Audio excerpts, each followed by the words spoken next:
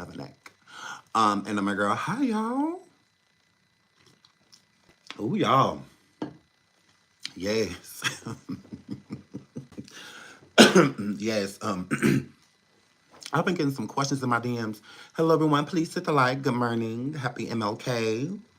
All stuff.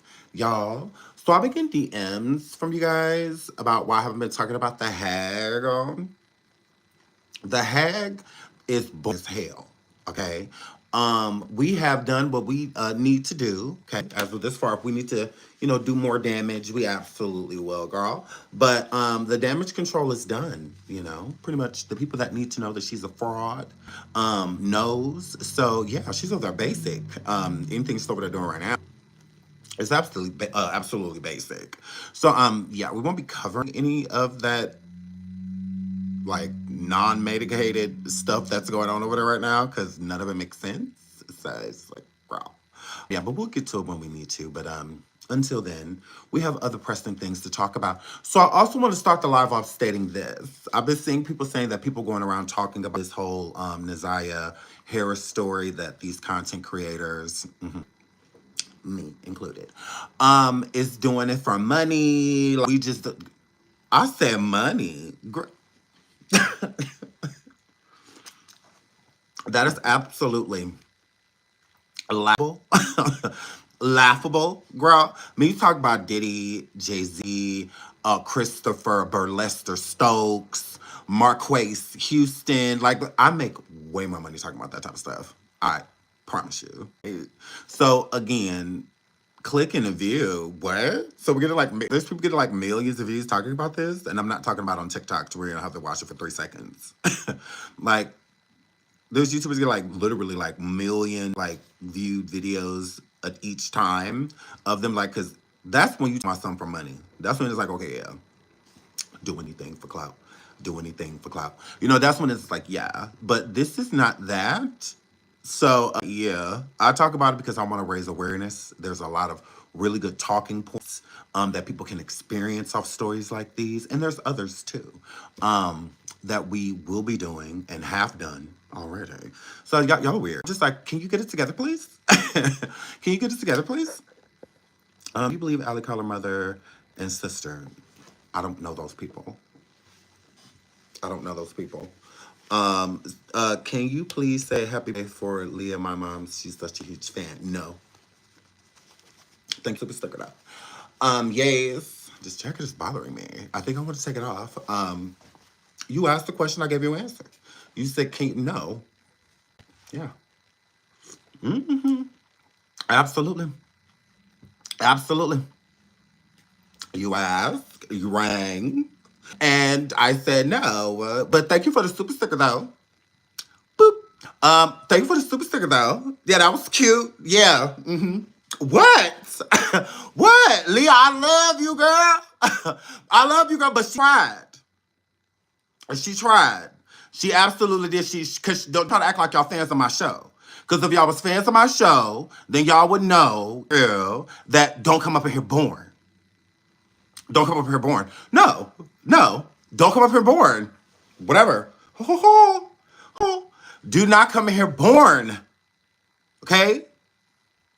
Be of the living already. Don't try to come up in here special. Okay? That's just what that word. That's just what that word. Shout out Angelina. Yeah, she said what she said. She said, Shaw, can you please say happy birthday? Leah, for my mom. Oh, it's for your mom. So, mm, mm, mm.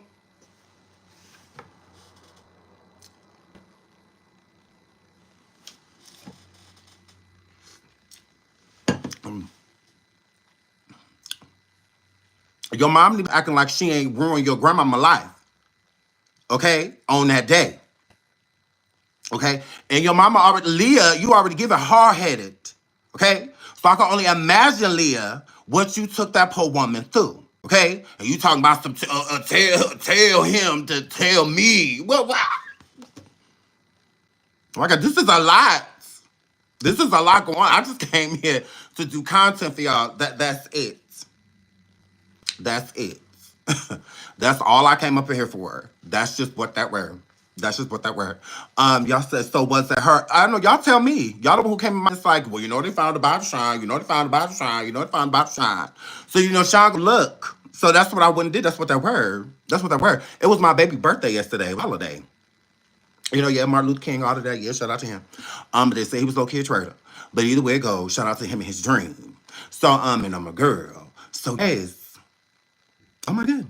So that's why I wasn't here. So you know, it was just so I'm yeah. So that's just what that word. It's a few people say happy birthday to Leah. Go on, Leah girl. So yeah. So y'all tell me. Y'all can't tell me. Now I did go look it up. Of course, because I'm nosy as hell. So y'all know I'm nosy. See, I don't need, that's why I'm trying to reach our comments because y'all know I am nosy. Y'all come tell me something, I'll be like, ooh, you know, not go look. You know, so y'all know I'm nosy. Okay, that's enough happy birthdays for Leah. That's enough. Well, there's one, two, three, plenty.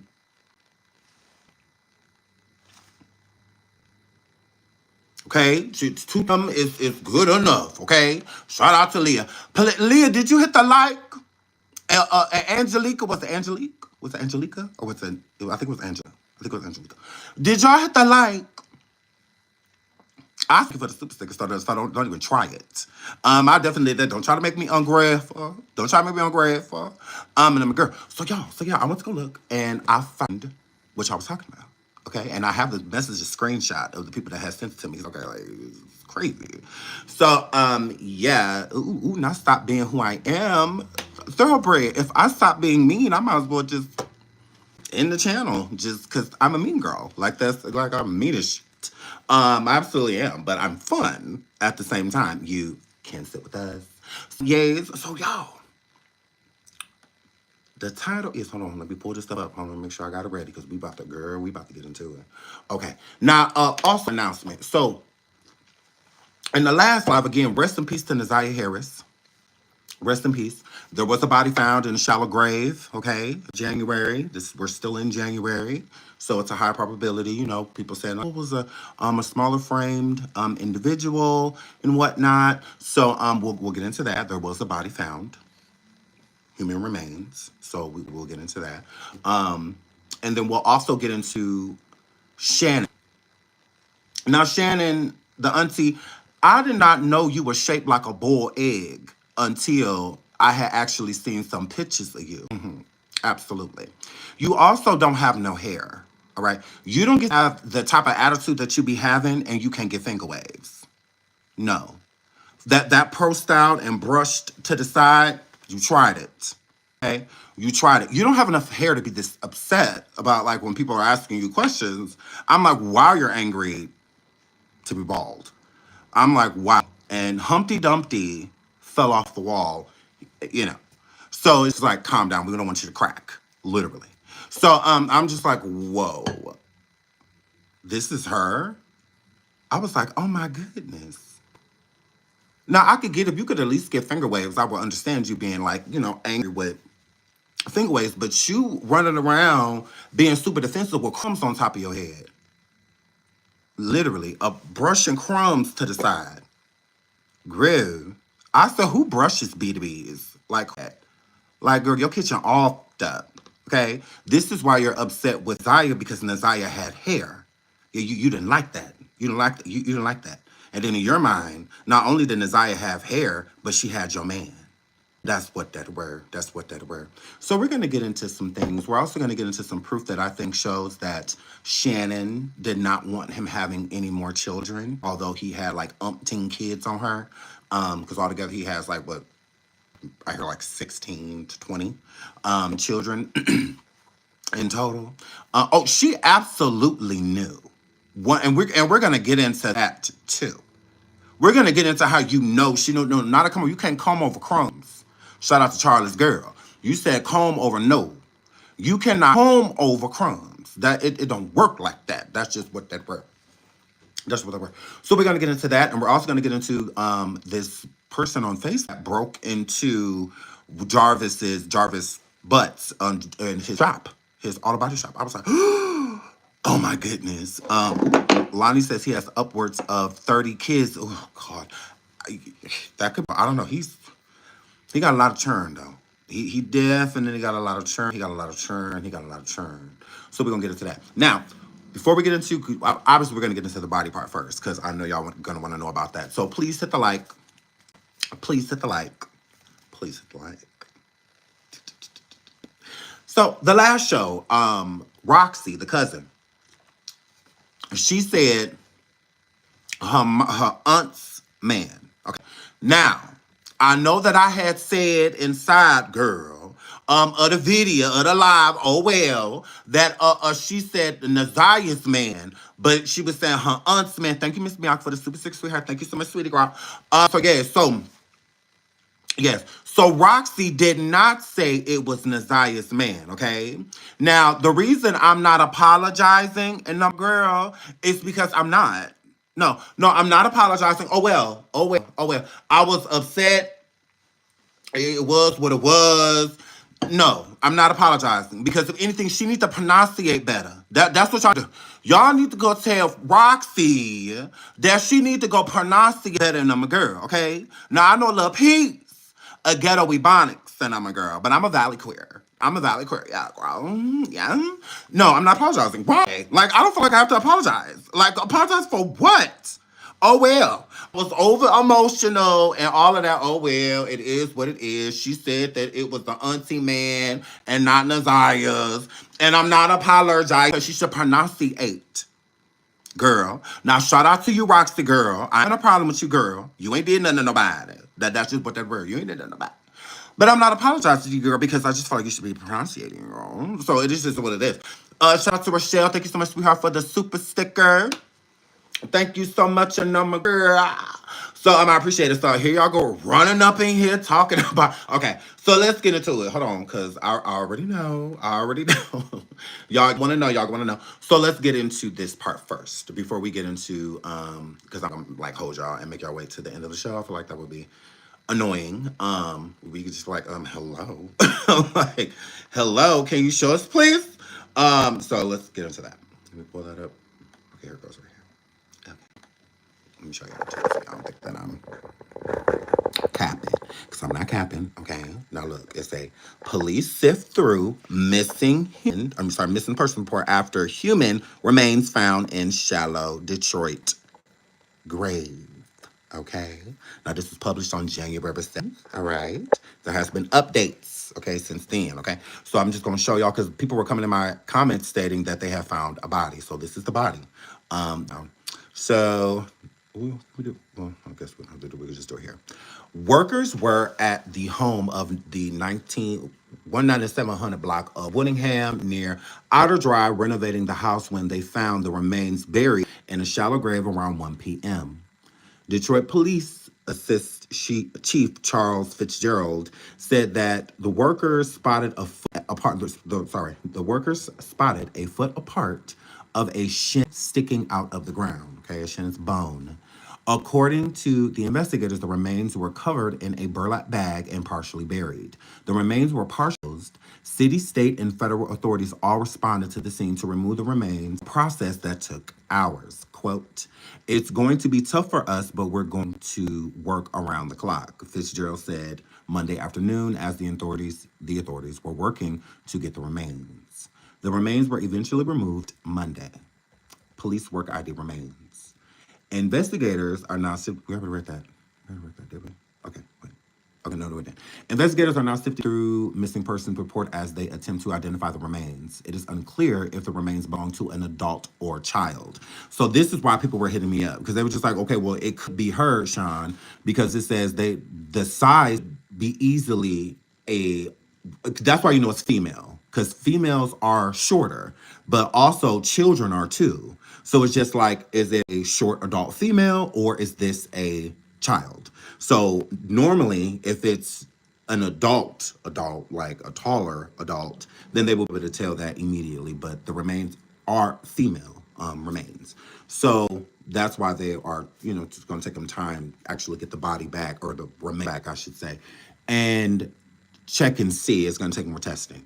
But they could not identify that on site, that it was, if it determined if it was a child or adult. So it says, as of right now, sorry, okay, police do not know, the sex of the person. Oh, I'm sorry, because I already read the update. And in the update, it says it's female remains. But how long the remains have been behind the home. As of right now, we don't know, Fitzgerald said. All we see is a foot at this point. Neighbors said no one lives in the house since nearly November. The current owner had crews working on the house in preparation to rent it. So what happens next? We don't care about that because we're going to pull up the update right now. So there has been an update to, well, let me play this real quick. I'll play this while not his inauguration. Oh, it's at the top. Sorry. It's at the top about the human remains. Yeah, I'll play that. What if I told you there's a legal... What if I told you to hurry the hell up so that we could watch what we came to watch about this girl, NaZiyah Harris, because we don't care about none of these goddamn ads. So hurry up and get to the news clip so that we can watch what we clicked on, white man. Okay, here we go, y'all. Investigation underway following a disturbing discovery in Detroit. Suspected human remains found behind someone's home on the city's west side. Robin Murdoch is live this morning and has the latest with police. Robin. Good morning, Jay and Erica. Yeah, so many questions concerning this, and investigators say they should have a little bit more clarity on this. They should have some answers for us midweek. Right now, they are working to identify these human remains that were found buried in a shallow grave behind a home on the city's west side. Police are looking over missing persons reports from both adults as well as children, hoping to find a match, hoping to figure out who this is, and of course, what happened to them. Now, crews renovating a home in the 19,000 block of Woodingham near Outer Drive, Detroit's west side, made that gruesome discovery right around 1 o'clock yesterday afternoon and called investigators right away. We are told that the human remains were found partially buried and partially decomposed, covered in a burlap bag in that shallow grave, and that they were small in stature. Again, this is according to investigators. Now, investigators did spend several hours carefully removing those remains from the ground so they could be analyzed and identified, and so they can figure out exactly what happened to this person, because this is obviously somebody's loved one. Take a look at neighbors who are shocked and saddened. We like local cops around here all the time because, you know, little things happen, but for the FBI to be over here, it's insane. I hope that whoever it is gets their justice, and whoever did it gets found. There's a lot to this. It's going to be it's going to be tough for us, but we're going to work around the clock and hopefully get the body out as soon as we possibly can. Now, investigators were able to remove those remains from the ground late last night, and again, they are now working to identify them. Now, neighbors tell us that nobody has lived in that home since early November. Again, local police, state police, as well as federal investigators all working on this, and they hope to have more answers for us midweek. We are live here outside Detroit Police Headquarters. I'm Robin Murdoch, Fox 2 News. And they did get more answers, and here they are. Okay, so, yes, here we go. So, is it the same one? I think it is. Yeah. Oh, Lord, him again. Okay, so we're going to listen to this one, too. So, human remains found outside the home. They found out who it was and figured out who it was. And, sad to say... It's gonna be weird. Oh, it's weird. Ed Motley talking about a construction crew finding human remains a few houses from where he lives. Bodies in the backyard is not supposed to be. True, and that's why neighbors have so many questions about Monday afternoon's discovery of human remains buried in a shallow grave wrapped in a sort of a burlap bag here on Woodington on the city's west side. The person is not alive, so they cover up a crime. It may have happened in another area, and they just brought the body. Authorities saying that the human remains have been removed. They need to thaw out before the medical examiner can perform the necessary tests to determine the identity of the body. I don't know what happened. Like, you have to be in that kind of mindset to really be able to try to tell somebody what you think happened. I don't think like that, so I don't know. It's pretty obvious that there are still a lot of questions to be answered. Detroit police are saying still under investigation. Outside of Detroit, Charlie Langton, Fox 2 News. Girl. So, okay, let's move to the next part because I was looking through because I was just like, oh, here, I think this is her. Yeah. Our other top story here at 5, we're getting some answers Here's the to the update. mystery of a woman's body found in a shallow grave last week. Okay, so last week, okay, so this is the update. It was clearly a woman, okay, 100%. It was a woman. We knew that. Okay, this is why I understood why people were thinking that this was NaZiyah, possibly NaZiyah. But no, it from gathering was not.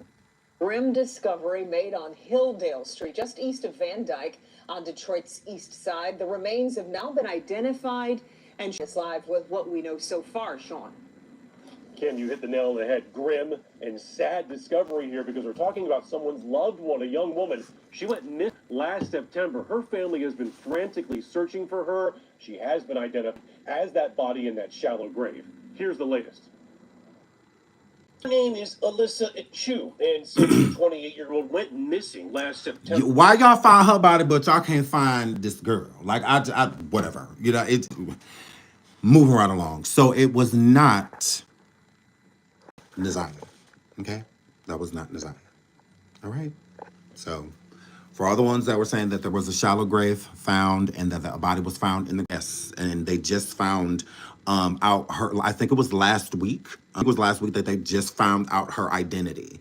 So maybe people didn't get the update, but the update is here, and the update states that it was not NaZiyah. It was this young woman here. So God rest her soul, and you know, prayers and positive energy being sent to her family.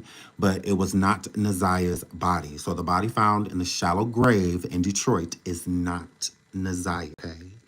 Very unfortunate. At least that would have been some type of closure so that we would, the family, because I'm sure the family still wants to know. And I'm not talking about obviously the grandmother or Shannon, but everybody else in the family, you know, like Roxy, and I'm sure they want some type of closure when it comes to this. So yeah, and finding the body would definitely help. So yes, so we're gonna move on to the next part. So yes, the shallow body that was in the grave in Detroit is not NaZiyah. Okay. I repeat, it's not her. So yeah. But this all did just happen recently, so I understand why people were thinking like, oh, well, maybe it's her. They said it's a female. They went from not knowing if it was a male or female to find out it is female, and then they still had to wait for further testing to state who it actually, and they did because the body was like obviously frozen because it's winter, so it's cold. So yeah, so they have to wait for the body to thaw to properly conduct an autopsy. So yeah, so that's what happened with that. So very unfortunate, you know, still someone passed, you know, like a woman's life taken away. It's crazy. But yeah, so unfortunately, not NaZiyah, not NaZiyah. So moving right along. So I wanted to talk about, okay, before we move into, all right, NaZiyah and her aunt and her grandmother. I wanted to state this about the whole Jarvis not being or being charged, but may not be or be convicted for the charge without a body. Okay. Jarvis has done this and where he is, but now it's a different attention on it. So I do think that the courts will react differently because, again, this is viral. So with it being viral, that means a lot of eyes are on this story, right? So I do think that they're going to do the best in their due diligence to make sure that he is charged because, you know, you don't need a body for that. But again, not having a body makes it easier for him to do other things, okay? With retrials, and then there's already a lack of evidence when it comes to even if she's deceased or not. Even the finding her garments, what was on her garments was not enough to determine, not even what happened to her, if anything happened to her at all.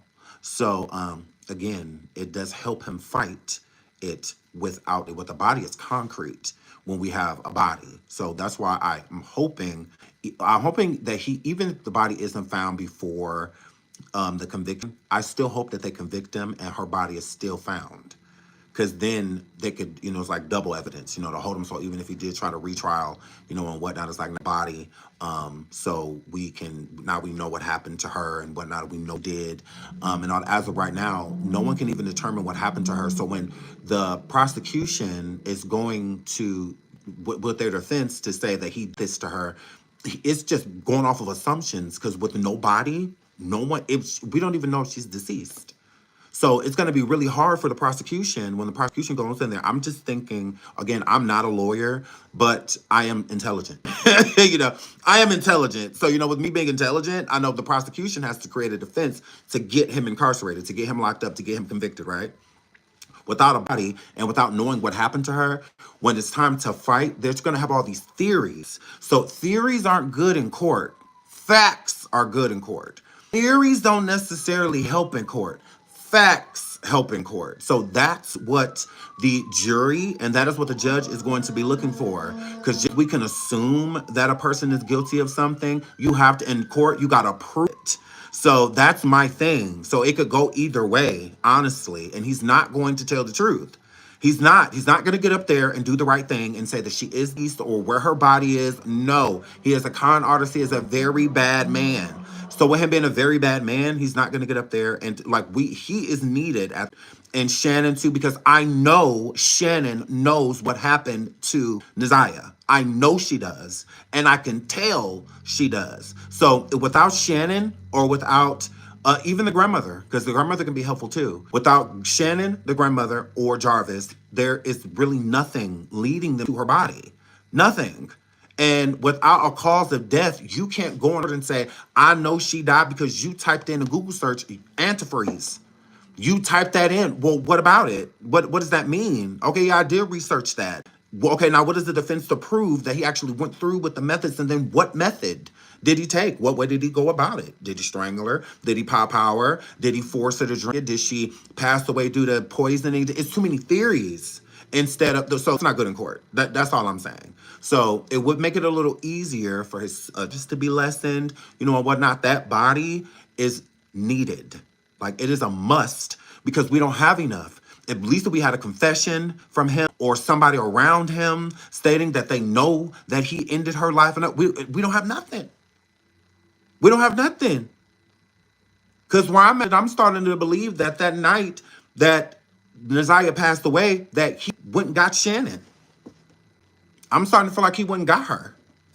Like, I'm starting to feel like he had help.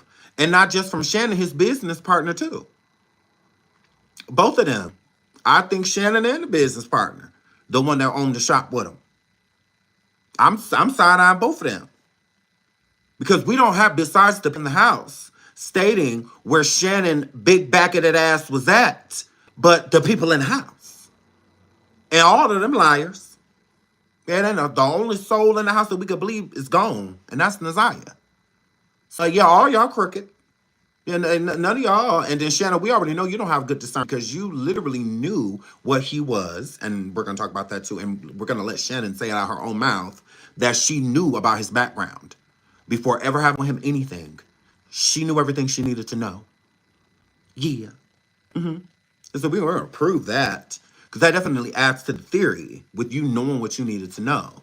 So, yeah, so I'm starting to think like maybe she was there. Maybe he was. So but moving right along, so that's what I'm saying. So people sound like, oh, they can charge a person without a body. They absolutely can. I'm not saying that they cannot, but it will not stick. No, it will not. And Jarvis is a dishonest person. He is an evil man, so he will do what he has to do to get out. If he has to retry, he absolutely will. And as long as they don't have a body, it's hard to prove the theory of even of her passing because they don't have enough information. What are they going off of? That she's gone, besides some Google searches, and that she said that she was pregnant when we don't feel like I don't feel like those text messages. I mean, when he been knew that she was pregnant, like he knew in September, November, that she was pregnant. So, and you could visibly see that she was pregnant. She was showing. We have videos too. We're gonna play them too. She was showing. So that's not enough. To say like, oh, look, these last text messages, what? Because her last text messages prove more than the naked eye. In her last text messages, he was supposed to be picking her up from school. From school, Jarvis was supposed to be picking her up. That's going over people's head. But they tell us to go do our research. I did, and I've stated multiple times, her routine. Her routine when she didn't get picked up by her grandmother, because her grandmother would pick her up sometimes too. When she didn't get picked up by her, she would take the bus. When she got off the bus, she went home.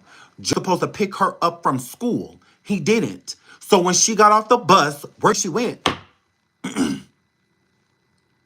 And then people come and say she walked opposite direction. It don't mean that she stopped somewhere. She could have, she knows someone on a block or something. She could have walked to the house real quick and then just walked home after. Like, what does the opposite direction have to do with anything? If he was supposed to be meeting her at school, he was supposed to pick her up from there, not the bus stop. Her last text messages state he was picking her up. Yeah, he didn't. He didn't pick her up from school. She got on the bus. Fact. And then they say the last photo of classroom is the last photo of her. No, it's not. The last photo of her is when she was on the bus. Yes. There was a photo of her taking a bus. So that's the actual last photo of her.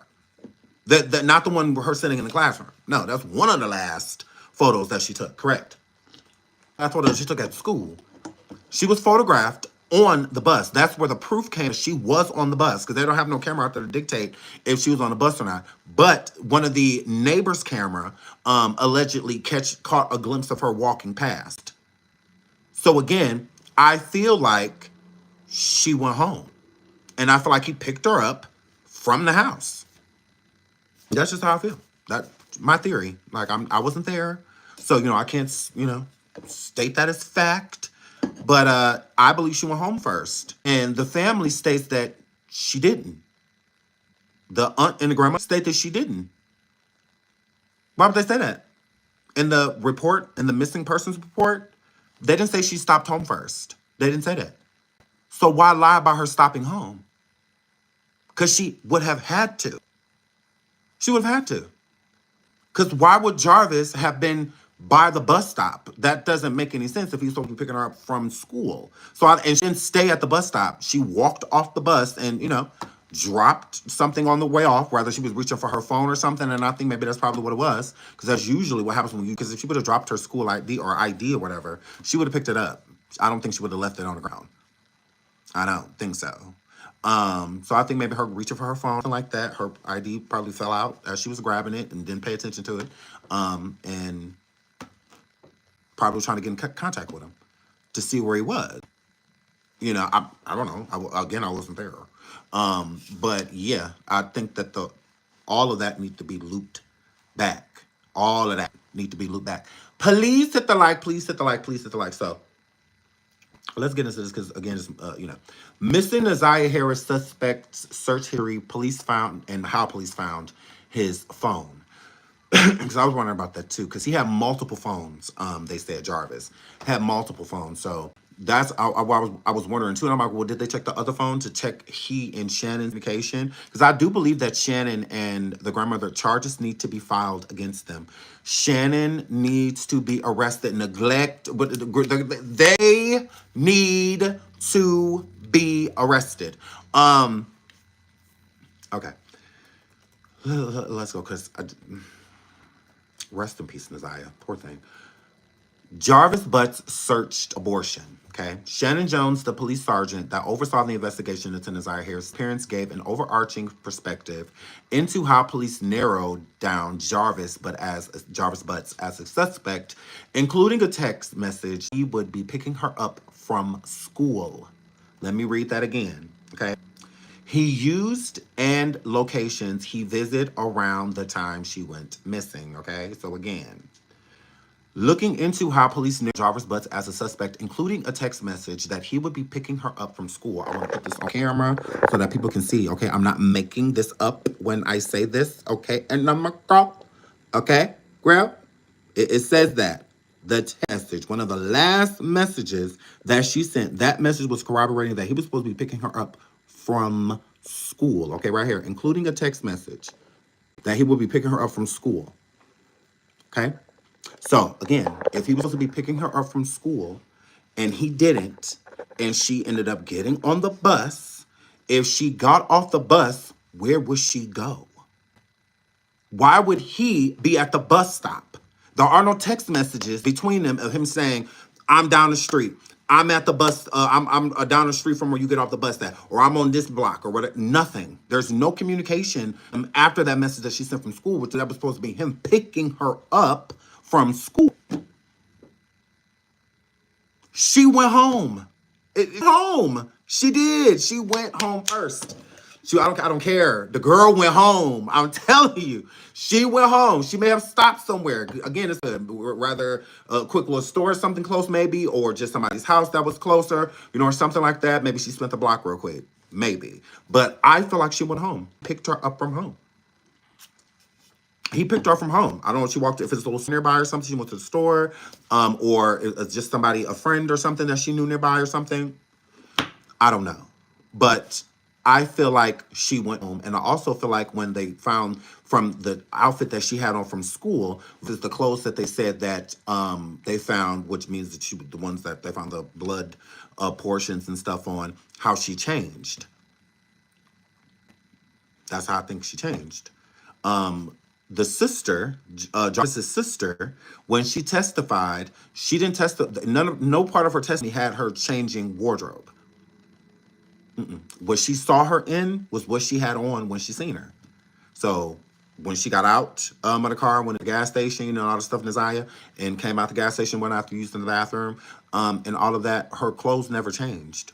So that means that she would have had to change somewhere else. Like I said, it could have been plausible that she changed at the shop while they were at the shop. But no, she stayed in the truck the majority of the time, or if not the entire time, besides getting in and out to use the restroom.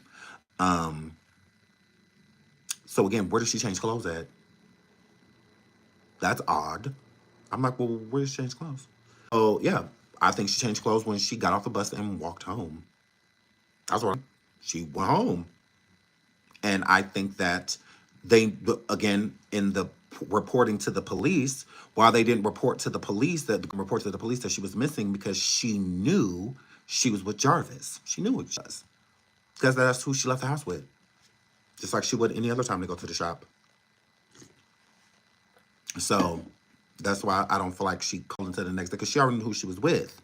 Because again, why and then it's not in NaZiyah's pattern to not come home or to stay out all night or to run away. That's none of those are patterns of hers. She was well around all around. Pretty much a good girl. Like she wasn't out there in the streets like that. Or nothing like that. She was usually homebound or at that shop. So yeah. So I'm like, well, she was only certain places. They always seemed to be able to locate her. It didn't ever seem a time that they didn't know where she was at. And again, I would understand if this was a pattern, because, sometimes preteens, they could be wild, at 10, 11 years old, already out there in the streets, not coming home, not calling, nothing, just, out there. But those aren't her patterns. So that would be a red flag. That's a red flag right there for you not to call the police. Because again, a child technically does not have to be missing 24 hours for the police to get active. They usually will start looking in areas or looking at places you think that they may be, stuff they usually do. Now with adults, a lot of time, and even with adults, hell, they'll start looking early, at times too. But she never called. She didn't call until the following day. And that's red flag too, that you waited till the following day to call. You waited until Jarvis checked out the hotel, basically, to call. Another thing is, when Jarvis would use those hotels, he'd only use them for a timely fashion, meaning he'll pop in, he'll get the hotel, go in his thing with whatever he's going to do with whatever female or whoever that he brings there, and then he usually will return to Shannon. He will go back to her. This time, he stayed at the hotel. So you just so happen to stay at the hotel the night this girl go missing. And we're not supposed to believe that. Oh, okay. So yeah, so that was another, red flag to me too. I'm just like, oh, that's, weird. That now you're spending the night there. Oh, okay. Oh, okay. And then to hear how volatile their relationship was. We're gonna get into that too. But let's keep going. So, okay, let's go. That was the last day she was seen, which helped point police towards Butts.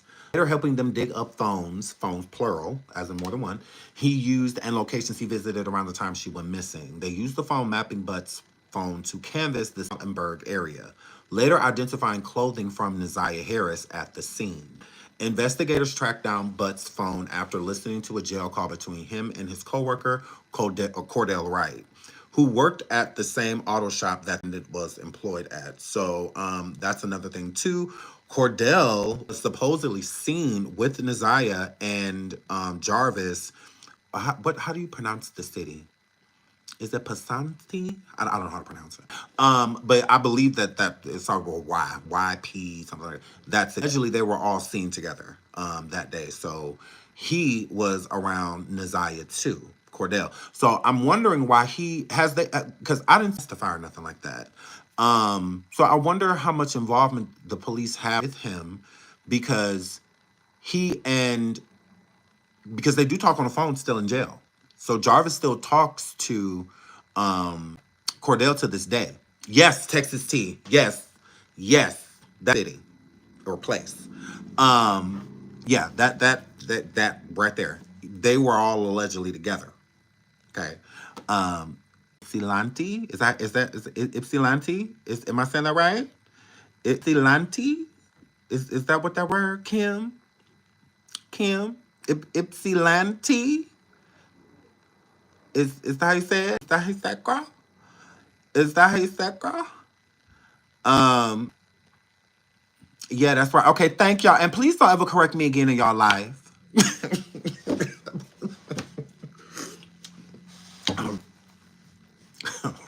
Please don't ever feel comfortable correcting my grammar and stuff. Thank you. I would appreciate that. Please stay out of my life in that regard. Please don't try to phonics me. I would appreciate that. Please. Oh well. Because I know some of these words. Okay? I don't have to know every city. Oh my God. Like I don't have to know how to pronounce everything. Like, oh, y'all get on my nerve. But I love y'all. Butte, I get it. Oh, God. This is why I don't like to tell y'all when I don't know anything, because like take advantage. Y'all be like, oh, he's so dumb. Like it's episanity. Like, really, Sean? Like, for real? I guess, but he be on here talking though. But can't say episanity for real. Girl, I guess. Y'all be trying it, okay? But I love y'all. Always trying to correct something. Goddamn. I always try to teach somebody something. Okay, moms. So, yes, yeah, y'all try to moms is Lady K. I didn't say that y'all wasn't trying to help though, but y'all be real happy. Y'all be excited. Ooh, look at Maria talk about some Ypsilanti, but you're close. Now, but did you see she wrote but you close? Ooh, not y'all keep me humble. Did y'all see she wrote but close? Did y'all see that? See, this is what I be talking about. I'm moving on. You know what? I'm about to leave. Because this is too much pressure. So, and I'm a girl. I love y'all. Ooh, y'all, it's a trip. Okay. Let me finish. Like, am I reading the words right that's coming out? Did I say phone right? It's not Pahone, Sean. It's phone. You got your nerve. It's not Pahone, nigga. It's phone. Yeah, but you smart. Okay. So, but you intelligent. So, yes. So they used the phone mapping out of Butt's phone to canvass the Seven Mountainburg area. Later, identified clothes from NaZiyah Harris at the scene. Investigators tracked down Butt's phone after listening to a jail call between him and his coworker, Cordell Wright, who worked at the same auto shop that the defendant was also employed at.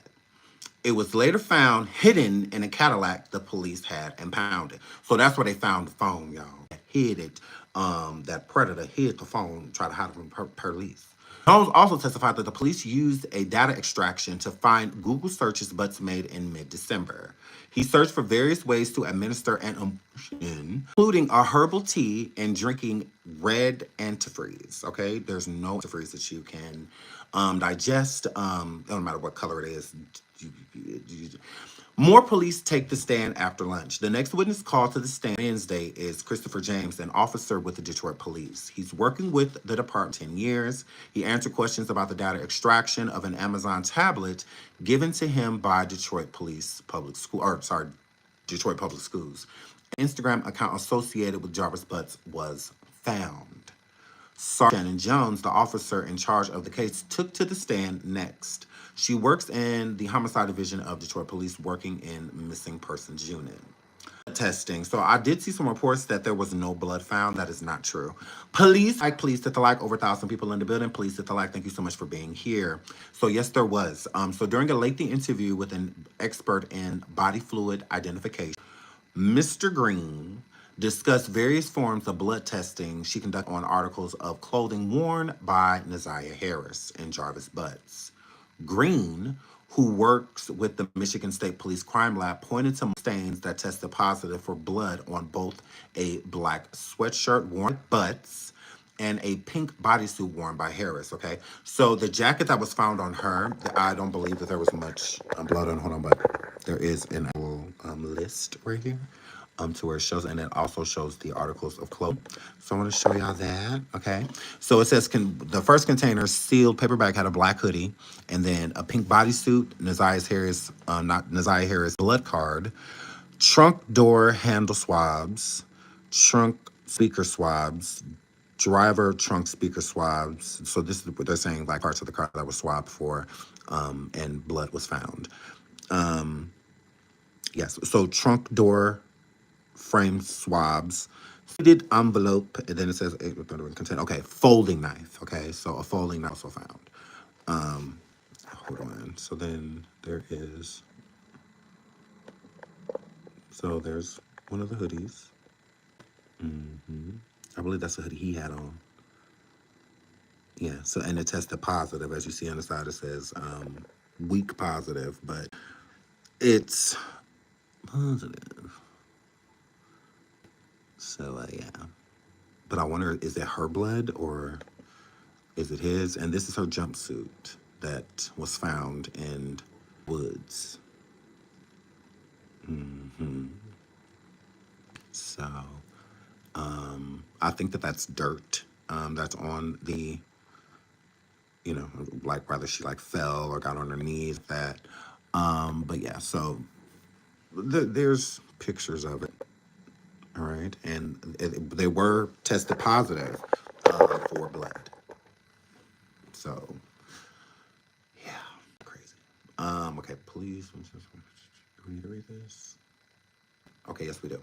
So, 2 police officers started testimony for Wednesday's hearing with the brief remarks from Lisa Johnson, who works as a detective with Detroit Police's Cold Cases Division, and Sarah Markle, who specializes in phone extraction.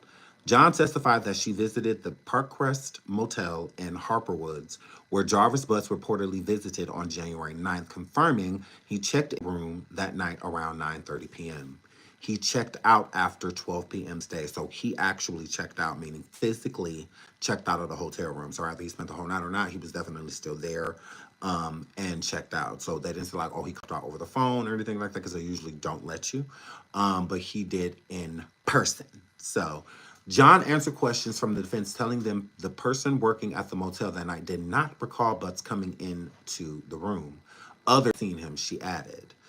Markle testified next, explaining the process of extracting phone data from a device. She found multiple accounts associated with Jarvis, including an email and Instagram page.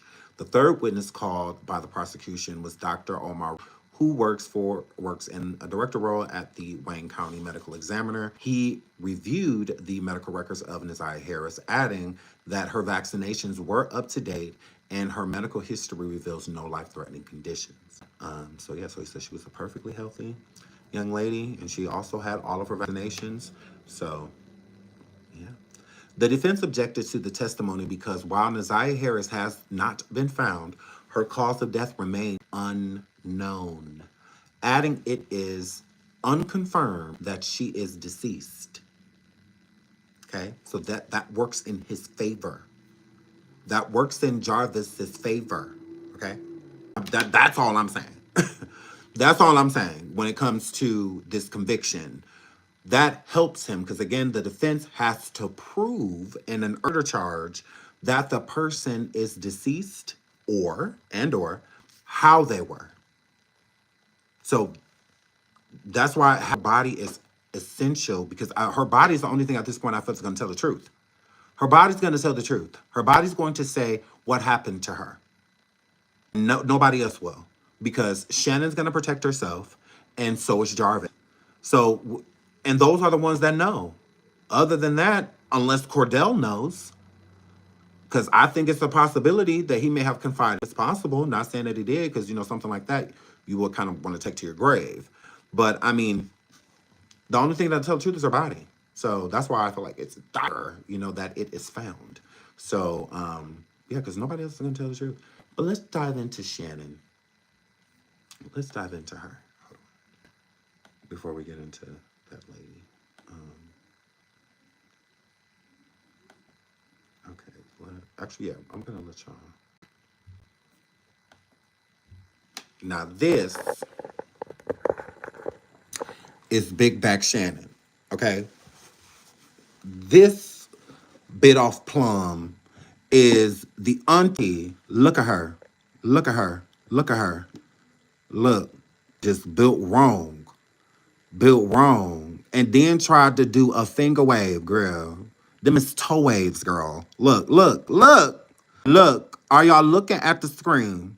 Are y'all looking at the screen? Correct. This is the Predator and Pumba. All right? Auntie Pumba. All you gotta do is get in line. So, in the mirror. Yes, when she was a young warthog. No, this is the auntie. Yeah. This is the one that knew what was going on. Yeah. Absolutely. Correct. Correct. Nobody say he leave here, he marry a woman. And now he marry a gorilla. So, that is her. Correct. Correct. Barney's sister. So that's what I just want to put her face out there. I can know exactly who to chase down the street and watch fall.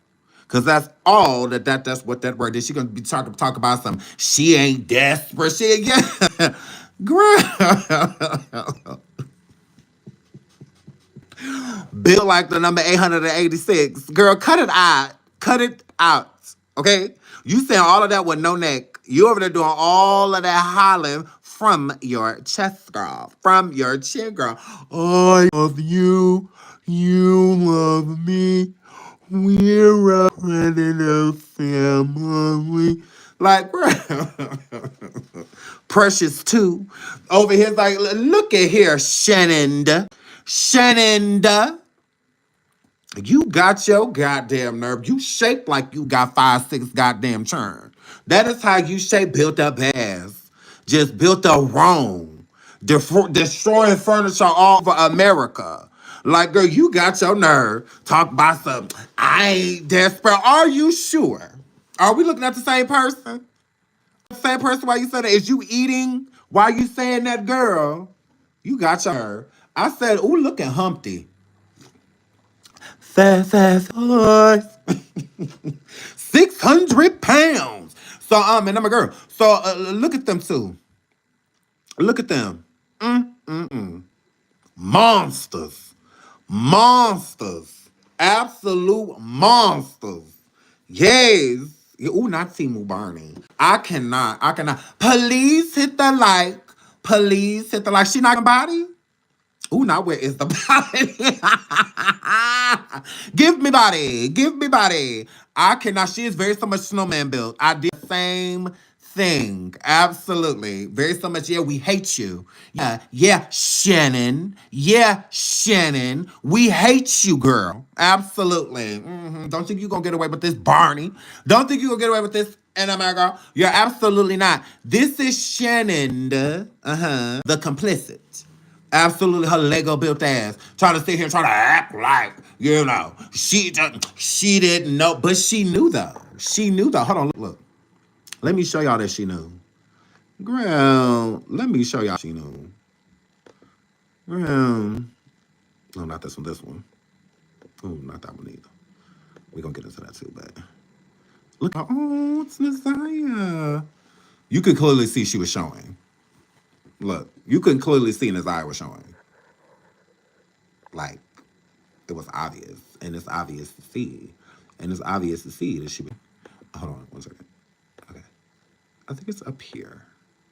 Yeah, I think it's up here. Okay, yeah, right here. Me young gay. Oh no, not this girl. She says is. This is it right here. Listen to this. Actually, her aunt is responsible for what happened to her. This is NaZiyah's aunt Shannon, who Big she back lives ass. with her grandmother, and this Moo. is her boyfriend, baby daddy, the monster Jarvis Butt. I want y'all to listen to this podcast interview that Shannon called into when they were trying to get the word out there about NaZiyah being missing. Now, this is why NaZiyah was missing. So I want y'all to hear, one, I want y'all to hear that there is no genuineness to her and talking about NaZiyah missing. And then number two, there's more so anything like that. Like, normally a person would be really sad. It would be hard for them to talk about it, and whatnot, but they really want them found. But to her, it was just like, and then it's how defensive she gets and calls in and puts her tea out there. But listen, Shannon knew exactly what this man was capable of. And one of her cousins calls in and calls her out about allowing him to be around kids when she knew what he was. And she calls in, and this is what she had to say. She the one that is her baby daddy she bought around, that she had around NaZiyah and all them other kids. This is the cousin calling out Shannon. Over there. When we found out that he was, that's when we put it on blast. When we found out that he was approaching them kids, we put it on blast. We told them to go to the police. That was him, not on me, at all. At all. This is Shannon. What Jarvis did, that's on him, not on me at all. How is it not? If a person tell you what they have done in the past and you decide to give them a chance and bring them on, what they do to someone, it is your fault. You are just as responsible. She said what Jarvis did is what he did. No, no, no, no, no, no, no, no. No, you brought that on. You know he did. You said what he did, like he robbed a bank or something. No, he was violating children. Gave a 4-year-old an STD. And that what he did to that 4-year-old, he did to that 4-year-old. Oh well, what? Crazy. And yes, that might be my child's father. Yes, I do got 5 kids. Yes, my youngest is 1. Damn sure not desperate. When I met him. Damn sure not desperate. Shaped like a love seat, but a purple love seat, but talk about damn sure not desperate. You know how defensive shit? Girl, your niece is missing. Your niece is missing. And you know that he was the last person with her. And you out here defending her, basically. Yeah, that might be my baby dad, and all what he did is what he did, though. It's like, what? Oh my God, I cannot. I hate her. He did tell me his background. He did. She said when she was 19, he told her his background. So you knew everything you were supposed to know. You knew. Before your kids came, before NaZiyah came around, you knew what you were supposed to know, girl. Tell me his background. 1, I was 19, and 2, if society can give you a second chance, why can't someone else give you a second chance as well? This family is slow. This family is slow. Society said that you ain't supposed to be overweight, and listen to him about that.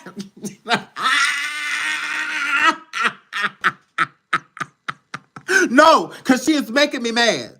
She making me mad. Society say you supposed to be a size 2 hoe.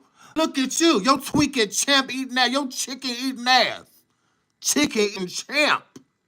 Got your goddamn nerve. Who took a chunk of my cake? Oh, who took a chunk of my cake? Not now. Now you want to listen to society? Because society could give him a second chance. Girl, so society. You got your goddamn nerve talking well in society.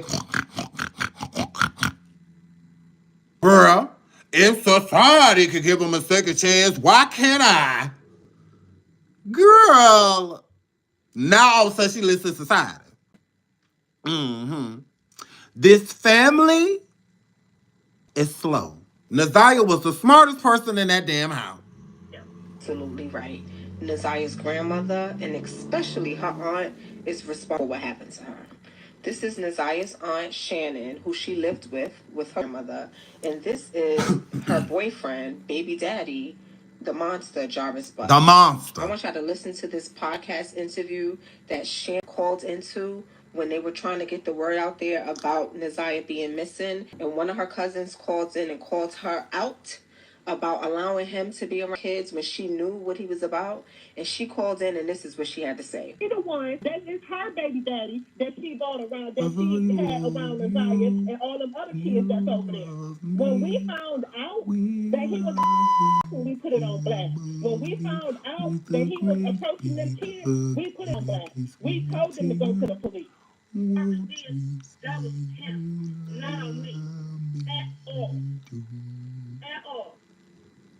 And yes, that might be my top father. Yes, I do got 5 kids. Yes, my youngest is 1. Damn sure not desperate. Big desperate. When I met him when I was 19. He did tell me. Damn sure not desperate. I'm just like, oh, God. He did tell me his background. 1, I was 19. And 2, if society can give you a second chance, can someone else give you a second chance as well? So she knew, again, everything she was supposed to know. So do not let her trick you into thinking that when she, like, so on that stand, knowing how much time NaZiyah went back and forth to that shop, why lie and say, oh, all I saw was a niece and nephew or niece and uncle relationship. That's all I saw. No, protect this girl by telling the truth. The truth is helpful, because then y'all can say that we, like, imagine if Shannon and the grandma was like, we think he did something to her, we ended her life. Instead, no, they're protecting him, and he was barely in the house. He only came in, used the bathroom, basically. You know, other than that, he was never in the home. Although there's a history of text messages of NaZiyah stating, you better not be in my room. Him texting her, I stole a pair of your panties. You know, all of that. Okay, well, ma'am, let me poke the grandma. Ho, you know she lived with you, right? You know the only way. You know the only way. You know the only way. Yeah. The only way for him to get her panties is by coming in your house to do it. No, y'all.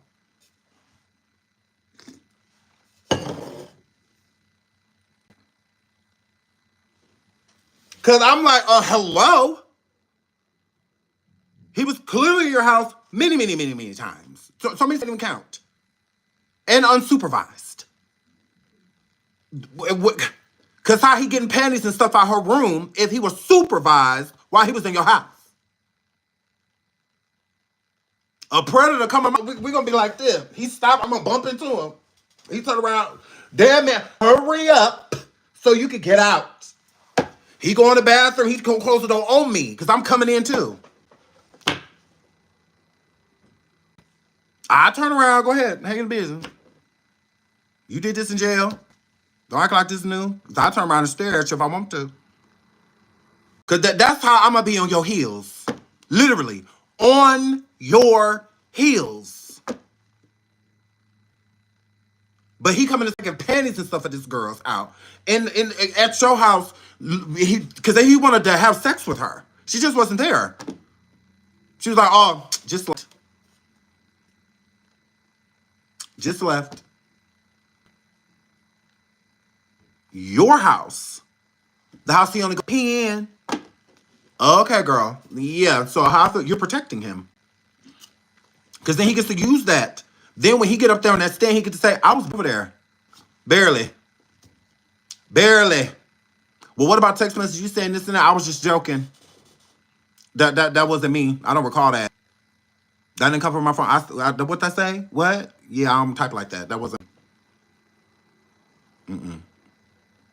I was playing. I was joking. I didn't take. So it's like y'all not being helpful. And then she getting up there as big as she is, Shannon, talking about all I saw was an uncle in a relationship. Well, you know what he's capable of, and you know what he's done. What he continues to do. And here's another thing I want y'all to pay attention to. I want y'all to this cousin. Because this is why NaZiyah was missing. This is why she was missing. Before any of the TT came out. So pay attention. Listen. NaZiyah's grandmother and actually her aunt is responsible for what happened to her.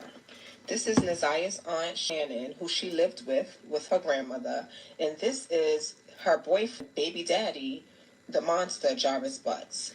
I want y'all to listen to this podcast interview that Shannon called into when they were trying to get the word about NaZiyah being missing. This is, again, the podcast that she was called out to when they were trying to get the words out there about NaZiyah missing. So, again, there wasn't a lot of information out yet because she was just missing, right? So this is new. It's early on. Now, listen to what this cousin calls in and states. Now, so this is before it gets out there that she may have been with Jarvis, all of that stuff. This is her missing, okay? So Jarvis not being charged with anything, arrested, none of that stuff yet, okay? So listen.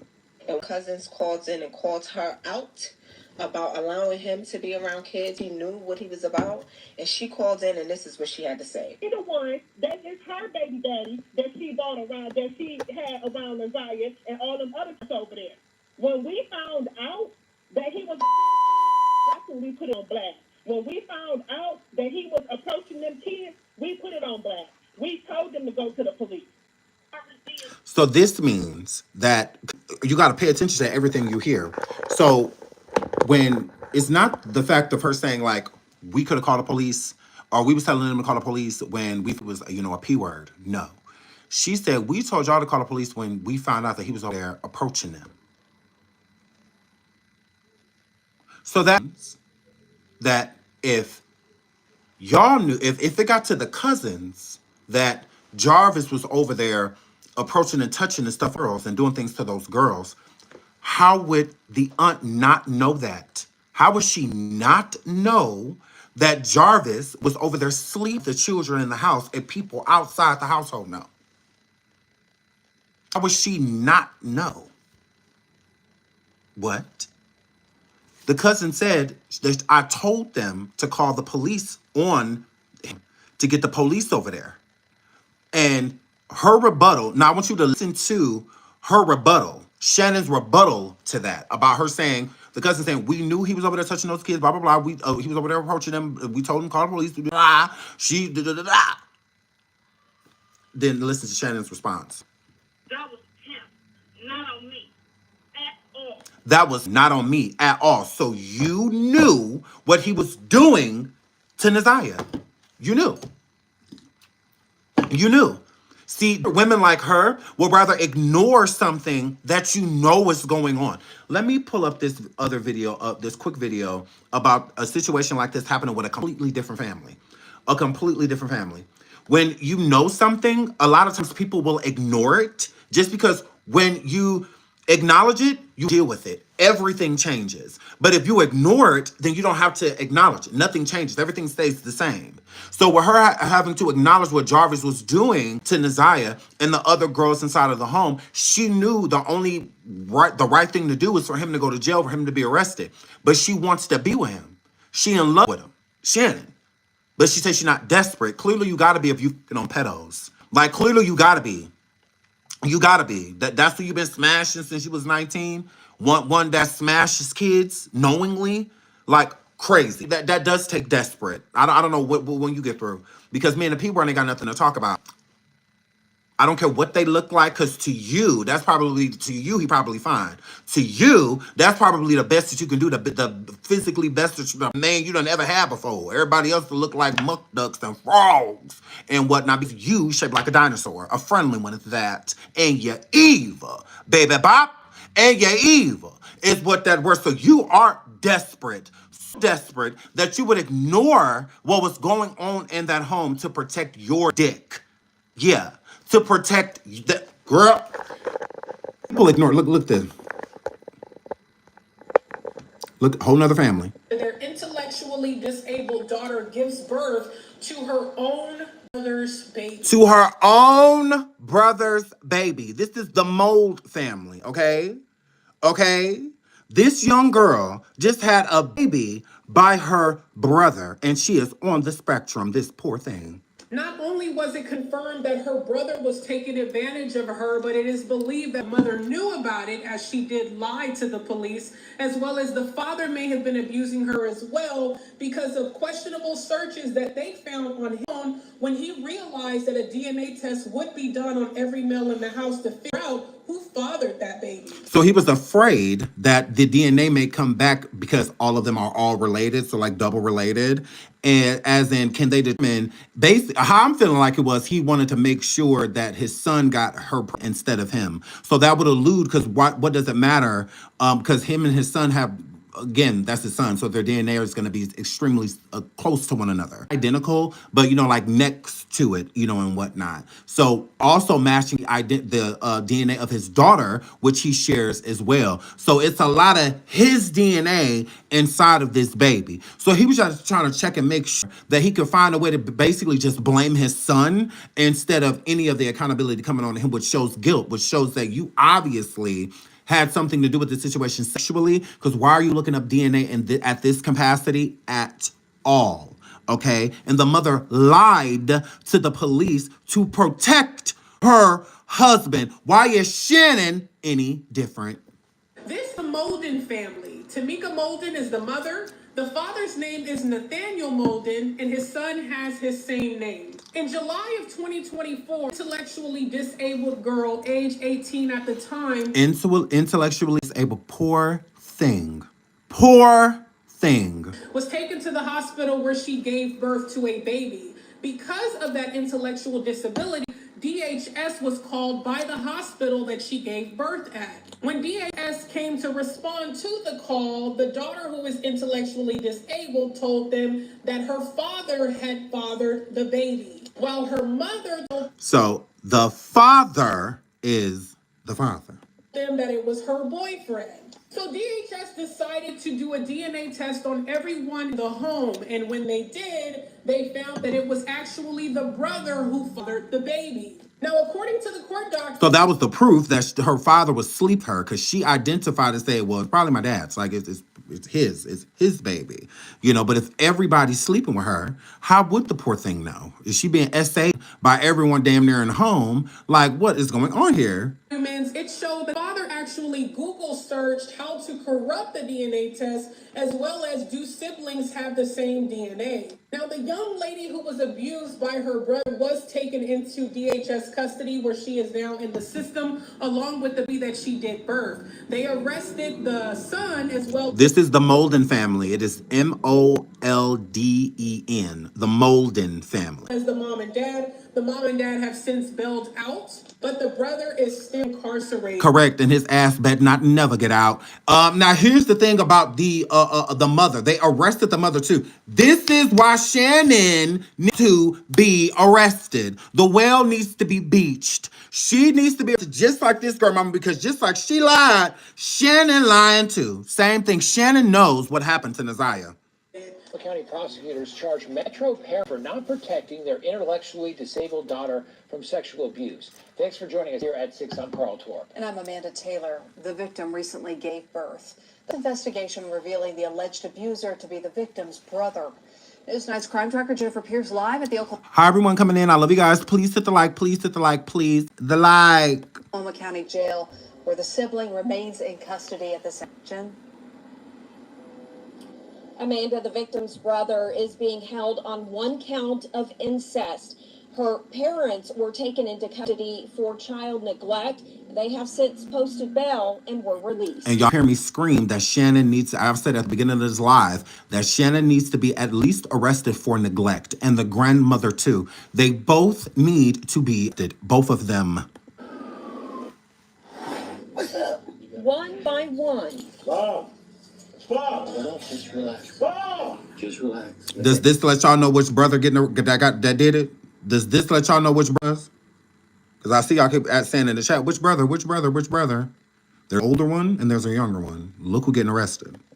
Police took 3 family members into custody from their home in the village this week. Yes. You're Tamika, right? Just turn around for me. Okay? Turn your big ass around. No, turn around. Police investigation started in July when DHS notified officers an intellectually disabled 18-year-old gave birth. Poor thing. Police could not determine who fathered the child. The teen and her mother, Tamika Molden, claimed a boyfriend was the baby's father.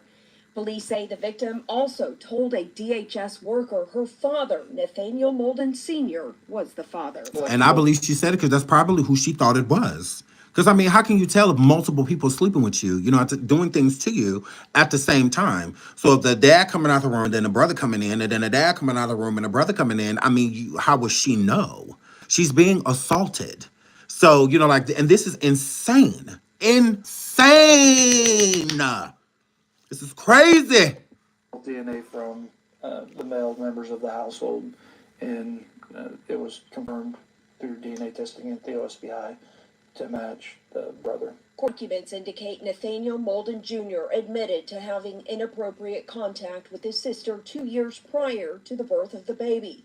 Molden says he and his sister have been caught by their parents and punished. Police say the Moldens reported the abuse to authorities before or after their daughter became pregnant. Part of the reason... Did anybody report that NaZiyah was pregnant? Yeah. Yeah. Not even the school knew that NaZiyah was pregnant. I'm sure there was rumors going around in the kids. But when NaZiyah was requesting a counselor, her being pregnant should have been even more reason for somebody to come and speak to that young lady because she was pregnant. I think that they didn't know necessarily. And I do think in ways NaZiyah was trying to hide her pregnancy. But when NaZiyah was at home, she did not hide her pregnancy. No, she did not. It was a dead giveaway that she was showing. You know, like she had a little frame. She was a little 13-year-old girl. You know, she was definitely showing. At that point, charges were filed on the parents was because there was no intervention to prevent any type of improper actions towards this at the time. And another thing with stories like this, it does not stop. Okay, the main times, and shout out to Dominique Speaks on it on Instagram. Y'all check her out. I love her. I follow all her stuff. I think she's amazing. Notice pregnancy. Notice that. This pregnancy is how the family got caught. This pregnancy is what brought it out that what was actually happening in that home to NaZiyah and the rest of the children. I don't think that NaZiyah is the only reason why the Aunt Shannon needs to go to jail. Because of the neglect of all of the children. I do not understand. This is why and when I get mad at Detroit and what they have going on, and then people be like, oh, well, Sean, this the families, that. How those children are still there. Shannon has a fucking 1-year-old there. Okay? And who knows what he's even done, baby. Because he clearly likes infants and whatnot. If he could do it to a 4-year-old, he'll do it to a 2-year-old. There's no limit. There's literally no limit. So all of those children are going through this. Now, some of them have spoke, like the 9-year-old. The cousin, she came forward and stated that, oh my God, the kids are still there. Yes, there's no report of those children being removed. Shannon still has all of her kids. Her kids are not taken away. No, they are not. And I believe that they should not be in that home because it's weird that people would say CPS, CPS, CPS. When it comes to NaZiyah, what about the other children? He did this to his own child. He did this to his own daughter. There is no reason in the world the children should still be in that home. And then again, Roxy, it's not just when it comes to CPS, sweetheart, it's with your family too. Because, okay, your family may not have been able to save NaZiyah. Save the other ones. Save the other ones. Get the other there. See if y'all can help CPS in any way, shape, or form, because they usually, when children are being taken, offer them to family. You know, give them to let the family with the most resources, I guess, or the most space, take care of them and look out for them and whatnot. But I don't believe that they should still be there. I just feel like that's insane for these charges to be happening. This girl, to her body still missing. We can't confirm if she or not and whatnot. She knowingly let this man in there under her care, leaving him with these children, letting him go back and forth as a predator, as a pedo, take these girls that she know he not supposed to be around. She know he not supposed to be around these girls. Him having to register lets you know that he can't be around these girls at all. But you letting somebody that need to register leave a house with this young lady? Are you serious? Now, I can see with the children are children, you know, so a person writes to their children. So that makes things a little bit harder. But a good mother would use his background against him with having, she's not using anything. She is still team him. As far as I see, she's team him. Okay. So again, it shouldn't take pregnancies for this information to get out. And there's no way, shape, or form, because I believe other stuff happened to those other kids there too. I just think that they're afraid or probably just don't fully understand what's going on. And so young, and this is why they prey on them while they are young. You know, instead of when they're older, because when you're older, you can, like NaZiyah, she would have been able to articulate what happened to her. You know, but with one like her 9-year-old cousin, stuff like that, it's a little harder to, because a lot of stuff you don't know about yet. You don't even know about sex. You know, and what you do know is like mediocre, like it's nothing, you know. So then when these things are happening and whatnot, then it's like, how do you go about, you know, and then a person scaring you, telling you not to, and then he was a scary dude, like a very evil person. Like, listen, hold on, listen to this. To hear the dynamic and how you could tell that she did not want him to have any more children. These voicemails that are out there of him, and allegedly these are supposed to be voicemails between Jarvis and Shannon. Listen to how one controlling he is and how he controls her, but pay attention when she says too about his brother not wanting to acknowledge that he was having another baby, because she was basically mad at him because he had just proposed to her and she get a ring and finds out that he got a whole nother chick pregnant, or not even pregnant, she was having a baby, pretty much. So she was angry about him having another baby outside of them. And you could hear in her voice and how she was talking about his brother basically being like annoyed about the fact that he keep having kids, whatnot, that she was trying to convince him that nobody cares about your baby or you having more babies because she's jealous that the babies aren't with her. Why do you think she just had a 1-year-old? Like, she just had a baby to compete with other people that were having kids by him. This is why I feel like she was completely complicit with getting rid of NaZiyah's baby, because she does not want him having other people. Like, that's what really gets underneath her skin. Like, she knows that he cheats and whatnot, and she give him a little hell for it. But what she really give him hell for is when he gets somebody else pregnant. That is the straw that breaks the camel back to make her just on him and upset her. So after that, she was all for it. If she could control his other baby mom getting rid of their babies, then she would have been all for that too, and her just being the only one having kids. But in order to compete with these younger women that he out here getting pregnant, she, even at her age, out here still trying to push babies out to compete with these other girls. So why would she not feel the same way about NaZiyah? Why would she not feel the same exact way? On Facebook, and I found voice messaging that is the link between Jarvis Butts and Shannon. While I cannot confirm that it is these two, what I will say is the male on the voice message sounds exactly like Jarvis Butts when he made that jail phone call to his co-owner to get that phone from his girlfriend's car. And Shannon is called by name. Let's take a listen. See, bitch, you are simply fucking retarded, man. Everybody that knows Shannon know, nigga, what the fuck it is. See, you don't need bitch because you the newcomer. You don't know nothing about nothing, man. And I'm tired of fucking keep arguing with you about some motherfuckers that I know don't belong to me. Okay, so this is them arguing about the children. Now look at the messages above. Look at the message above. She says, just like you can't deny them last two kids. And then he said, huh? She said, you really got me out here looking like a fool to your family when I say stay the F away from I effing mean that. And then he said, huh? So then they start sending each other voice clips and whatnot, okay? So clearly she does not want him having kids by other people. So this is he cussing her out right here. Talking about basically like, I ain't having no baby, denying the children so that he can keep her. Because that she gets angry about. Like when she's ready to leave, when she's ready to be done, is when it's about a child. And he is denying the children. Look at her text message. It literally says, just like you can't deny them last two.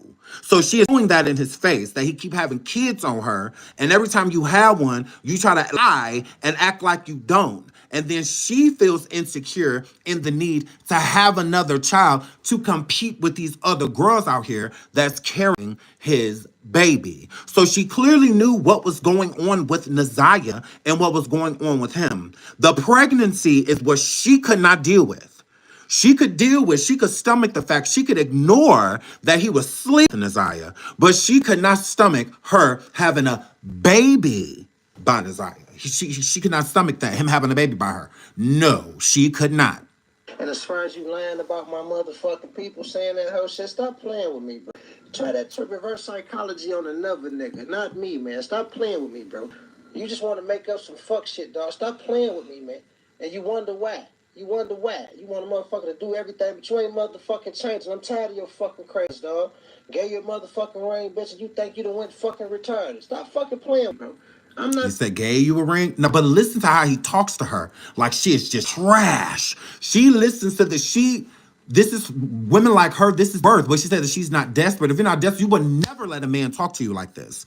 But a woman like her don't feel like she deserves love. So the way he's doing now to her is love. This is how you show someone that you care about them. So if he was talking to her like this, imagine how he was talking to that poor 13-year-old girl. Imagine how this nigga was talking to her. Imagine, you think he was being respectful to NaZiyah? No. No, he's dogging that young lady. That's why she would send text messages.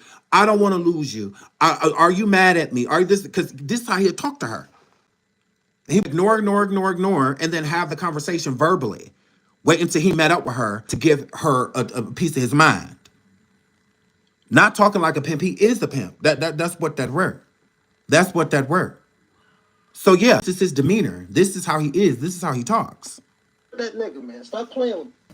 Now listen to her. Bitch, who the fuck got a lie on your motherfucking people? Your brother literally asked me, why am I still fucking with you? He asked me that. Along with him saying, your sister said, oh, you know your brother had another baby. And he said, I don't care. I don't want to know about no more kids. This man. So this is her trying to turn him, his own, basically trying to, because he's close to his family is what it seems, is what this is giving. And she's trying to make it seem like, well, I talk to your brother and your sister, and your brother and your sister basically, look, they sick of you having kids. You know, they don't even want to deal with it. They don't want to hear about it, like nothing like that. Basically, like, you know, and she even saying, like, your brother asked me why I'm even dealing with you still. Like, why anything, you know, to do with you.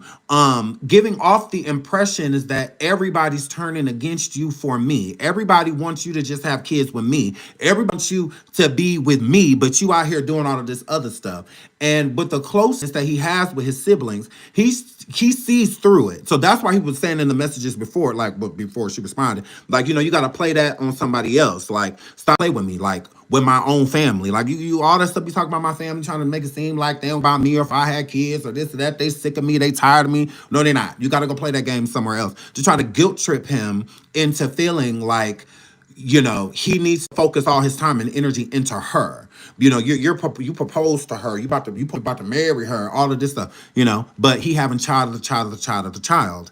And to have those children, you have to cheat. So the people that feel like, I just don't think that she knew about NaZiyah and his relationship, why would you allow that to happen? Shout out to, I mean, we just pulled up a whole nother family this was happening to. Again, when you ignore something, things don't change. But when you pay attention to them, you have to do something about it. And then everything changes. So that is why she would ignore it. She would rather ignore what would send her man to jail because she was going to stay with him no matter what. Either way, he could get paroled out, or I'm going to say that. He could get out of jail right now. Say they let him out, right? He'll move right back in with her. They'll be right back together immediately. They'll be right back together. Right back together. After this girl life done been taken from what we can gather, she'll get right back with him. She'll pick right up with shit because she is complicit. She's complicit. That's why y'all see no emotion. Because she wanted this to happen.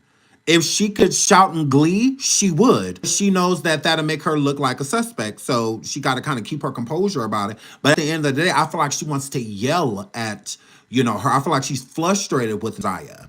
I feel like she feels like NaZiyah ruined her life. Where NaZiyah done took her man from her man getting locked up again, all of the blah, blah, blah. She's angry with NaZiyah.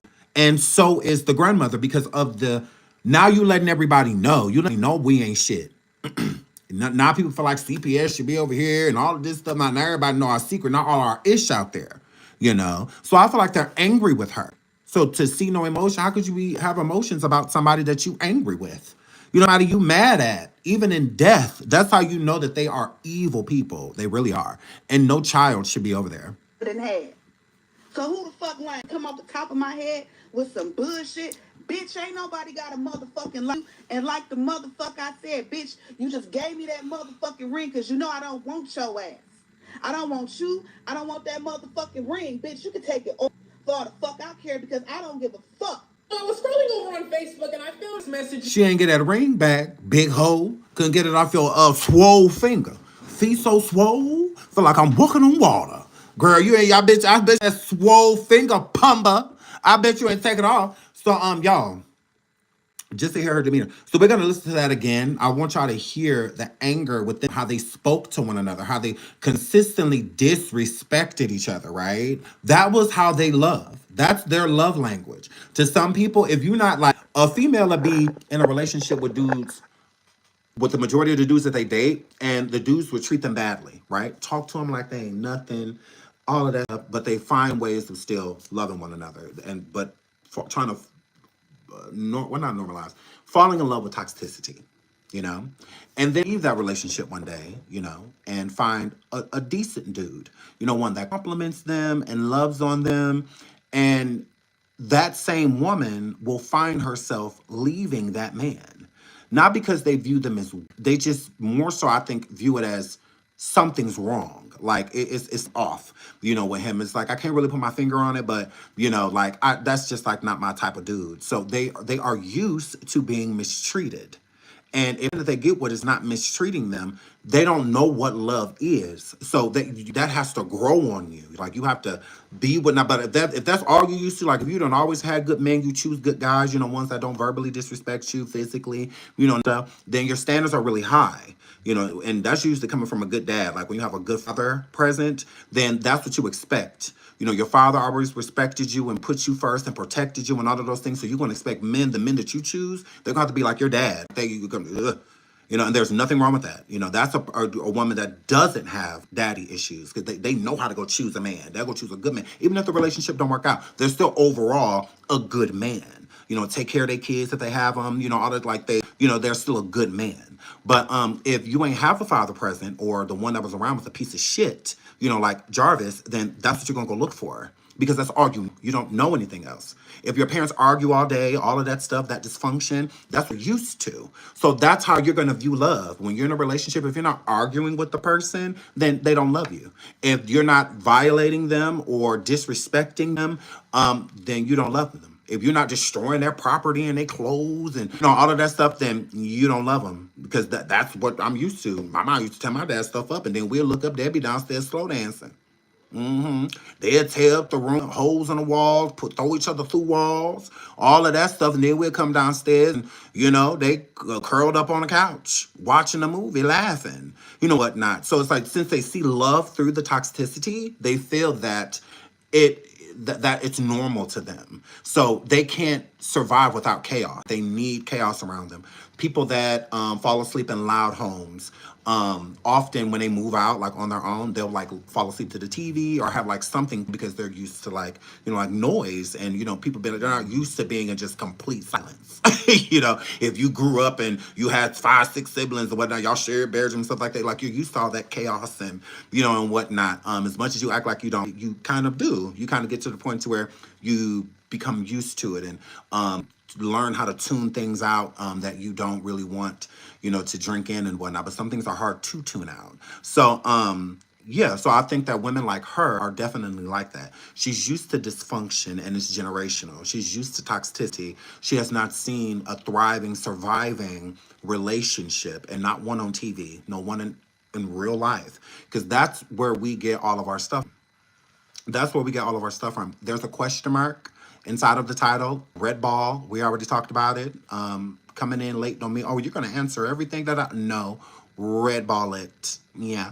We already talked about that. So yes, it is virtual learned behavior. And a lot of the behaviors that we learn don't be from the TV shows that we watch. So because Bill Cosby and them, the Huxtables, lived his life, or on The Fresh Prince or Family Matters, just because they had that situation and you could take from those life lessons, those aren't what we were reciting. Those aren't the things we recite, but we see around us, are the things that, because it's consistent. I can watch Family Matters all day. I'm still not going to turn around and Harriet going to be behind me. Like, that's not going to happen. Still not just going to be like, oh, okay, no matter how much I come home, Steve is not going to come knock on my door. Like, that's not happening. So I can watch that all day long. It's not going to make it real, because it's not. What's in my house is real. Now, there can be families that are like that, are close to, kind of remind you, some of the characters and stuff like that. And that's great, because then you could mirror what you see on TV. But it's hard to do that when you hear Head and Carl argue and ain't no cuss word said. But when they argue at home, it's all profanity. It's all profanity. Like, it's just like, how come Harriet and Carl, they just cussed the clean out? Harriet had an attitude. All of that. Carl was mad. All of that. But she ain't say none of the stuff you said, girl. All this stuff that you just said. You told him to eat your coochie from the back and you come up these damn stairs. What happened? Bet I'll thump you back down these motherfuckers. She ain't say none of that. No one, none damaged in the process of her cussing Carl out. So, so some people just become conditioned and used to their environment, and I think that that's where she is. She has no self-esteem, not low self-esteem. She has no self-esteem. Because if you done having kids, you done having kids. I wish I would go have another child because other people are having kids. No, let him go have children by other people. It's not that strong. No. I done been in love a time or two in my life, like 4, period. And each relationship, I felt like, oh my God, I can never live without you. Like, where have you been? Like all my life. And then when it's time to leave, it's hard. It is, especially when a person's doing something that's hurting you. It's really hard, but leave. Like, that's what you do. That's what a secure person would do. Well, a person that has self-esteem, one that could walk here and truly believe, because a lot of y'all women be acting like y'all don't believe these men when they say that to y'all, but y'all really be believing them. When they say, you can't get anybody else gonna love you like me, you can't get nobody else, you this, that. People like her actually be believing him, because if you don't believe what he's saying, if you believe that he's lying, that you do know that other people will love you, that you will find somebody else, then leave his ass. Leave him. That shows confidence. That is how esteem is, leaving the situation, not leaving that man and going to jump in the bed with another one. No. I mean, if that's what you want to do, that's cool, whatever. But I mean, just the strength to be able to leave that relationship in the past shows that you have confidence. Shows that you do have self-esteem, that you do think you're beautiful, that you do believe in yourself, that you do think that there are other people out there suitable for you and that will treat you better than this. And it's about wasting time. Why give a person 20 years that didn't even deserve one? Why would I give a person, within this 1 year, I found out that you're not worth it. So why would I give you 19? Why would I give you my youth when you only have one? You don't get another youth. You don't. So I'm not about to wait until, like, I maybe let myself go, all of this stuff, be in a relationship with you, and then we decide to part ways and it don't work out, and now I just feel like, waiting for the grave type of situation, constantly depressed and all. Like, no, I'm not gonna waste my life. Like, if this is not working for me, it's not working for me.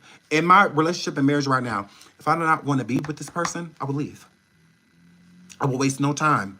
I will, because I only get my youth once, one time. So if I truly feel like this is not it for me, like I feel it in my bones, like I wake up thinking it, I go to bed thinking it, then that means that I need to move around.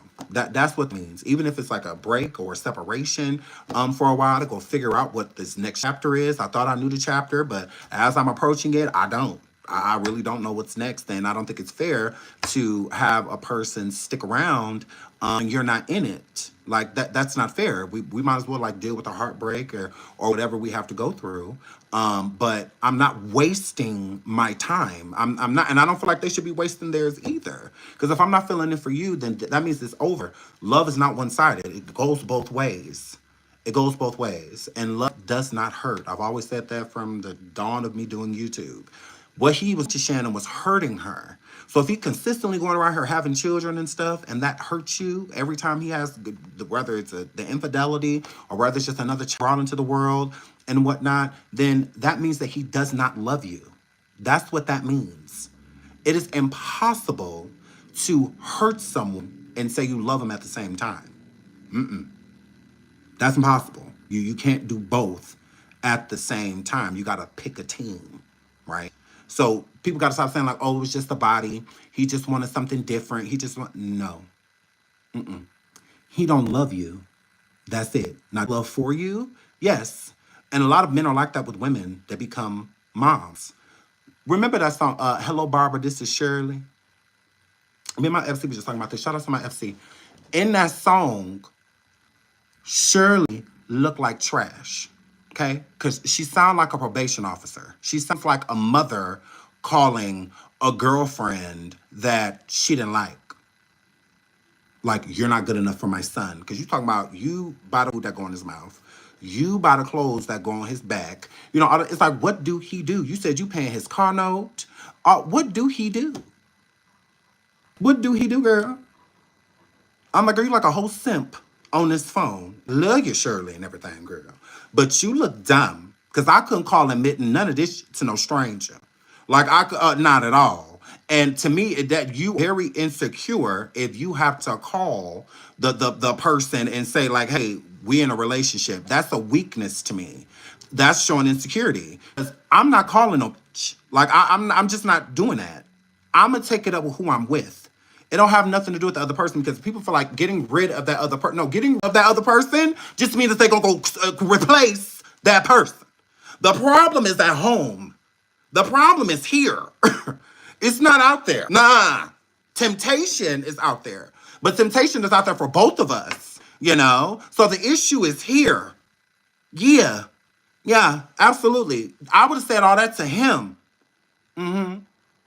Yes. No, why would I be calling like the next part? That's crazy. But insecure people take it out on the other person. And that is what she is. She's insecure. So she didn't mind him getting rid of NaZiyah's baby. Because she ain't want no more kids. That had been an issue. That had been a problem. It had been a problem. Okay? Of him having all of these children.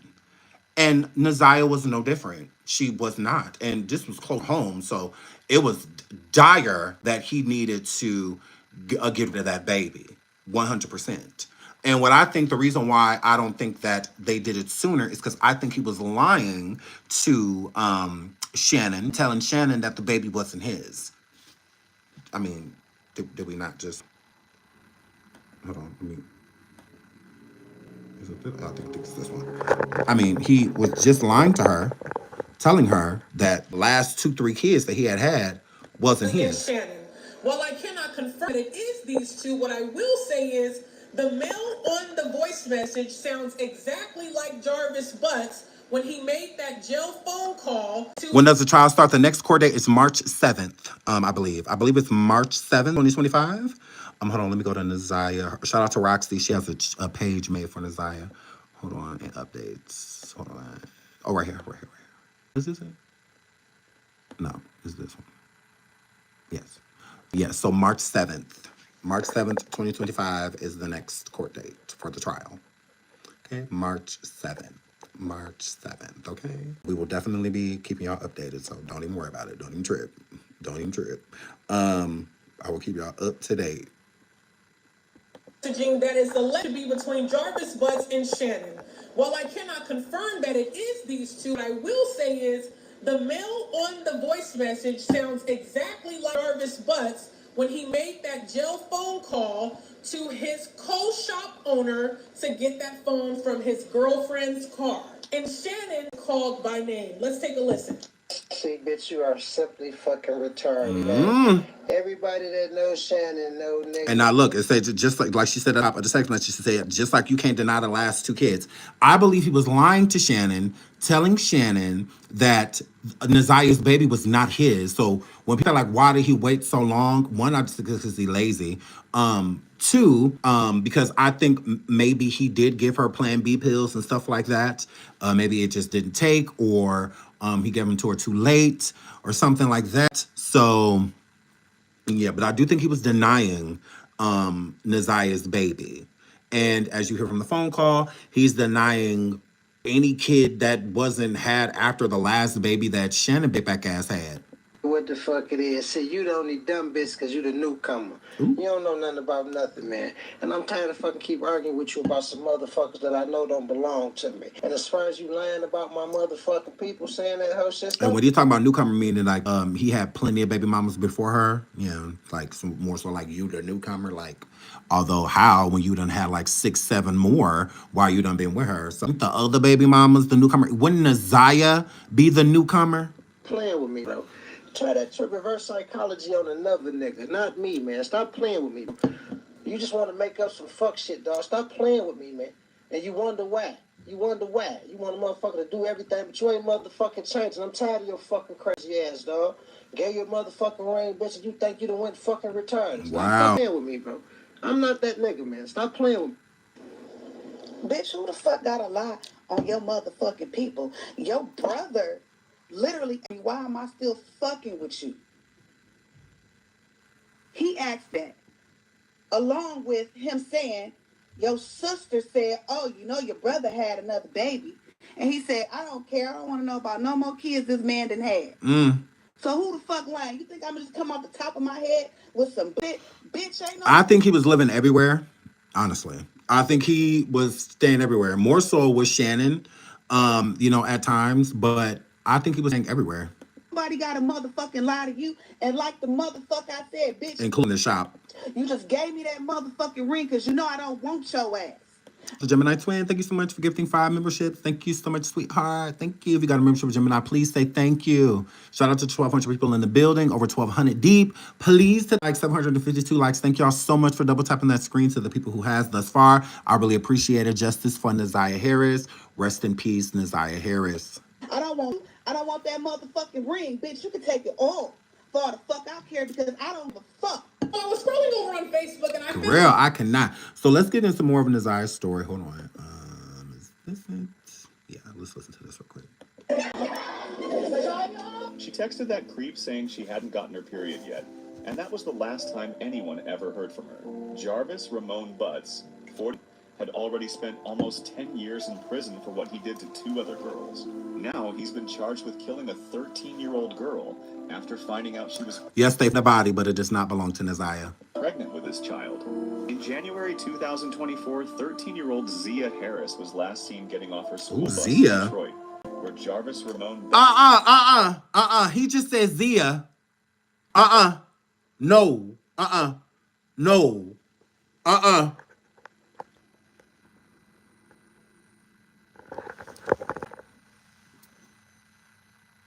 I'm gonna need y'all to correct him. No, y'all corrected the hell out of me. Y'all couldn't wait. No. He says, hello? Hello? Now I'm gonna need y'all correcting him in the chats. I don't care if it is AI, correct the AI. That is computer say it's perfect. It's not. No. I don't care nothing about no. I don't care nothing about none of it. They should thought about all that before they try to let computers run the world. That's just what that word. They should thought about that before they let computers run the world. Y'all need to correct this AI, white man, whoever it is. Correct him like y'all did me. Y'all got y'all damn sitting here just, y'all ain't saying nothing. Y'all just allowing him to just say Zia. Who was that? Her up. That was the last time she was ever seen. She was about 5 months pregnant.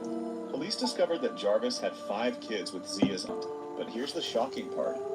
He also has 12 or 13 kids with other women. This all happened after Jarvis had already done nearly a decade in prison for assaulting 2 other girls in similar cases. Even worse, Zia's aunt, who has children with Jarvis, knew about his past crimes, which makes you wonder, why on earth did they let him anywhere near Zia? Jarvis started texting Zia back in September 2022, and the messages were really disturbing. I'll share more about those in part 2 of this video. Later, Zia was pregnant with Jarvis's baby. When he found out, he started... She texted that creep saying she hadn't gotten her period yet, and that... Okay, hold on. Oh, the testimonies are horrible.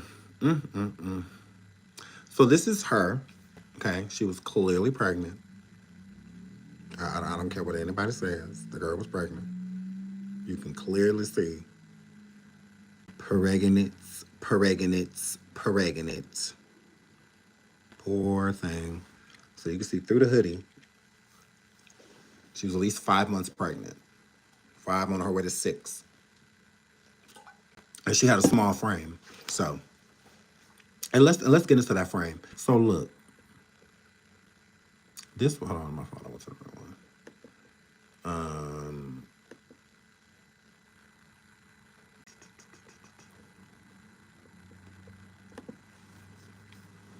She had a smaller frame.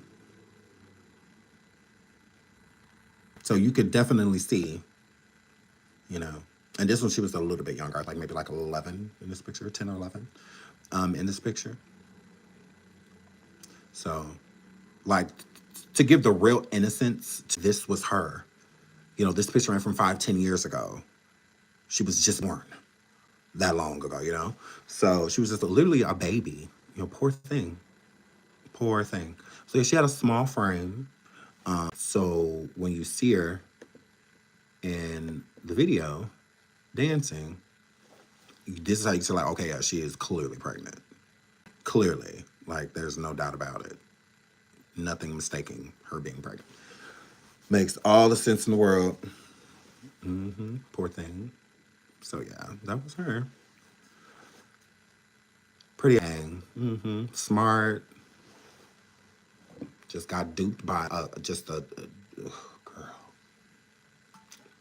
And nobody in that house protected her. Nobody. Not protected any of those children. So let's get into the parents, because I know people wanted to know about the parents too. So shout out to Mommy Childhood Trauma over on IG. Jarvis Butch, Shannon's baby daddy, the one who groomed, SA'd, and impregnated an unalived NaZiyah. Jarvis gave a 4-year-old little girl and the woman who he got pregnant, all of the other women who violated him by Jarvis were, when he was 13, the parents who allowed Annette to get pregnant at 11. What? Oh my God. Wow. Annette let her 16-year-old daughter, Shannon, get involved with Jarvis. So yeah, this makes all the sense in the world. This makes all the sense. Okay. Because this is a good woman violated him. Okay. By Jarvis when he was 13. The parents who allowed Annette to get pregnant at 11. 16-year-old daughter Shannon get involved. So Annette had Shannon at 12.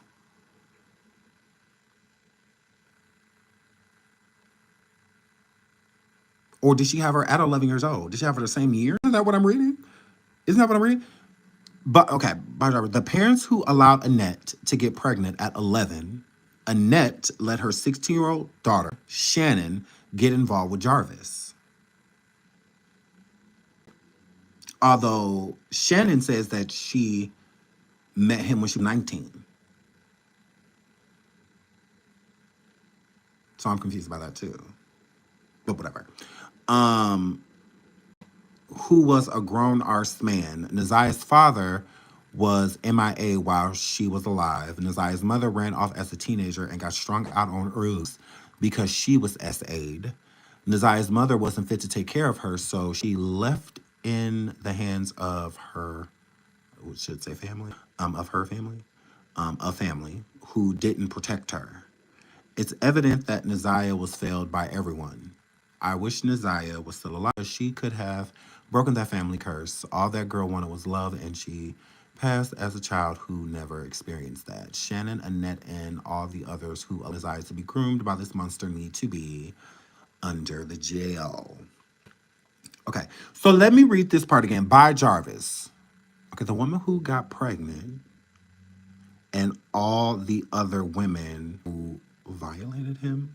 What is it that he violated? Because why does it say women who violated him? Isn't it the other way around? Or was he violated? What was he? Was he R-worded as a child? Jarvis? I'm confused by that. But then it says violated by him, then it says by Jarvis when he was 13. What?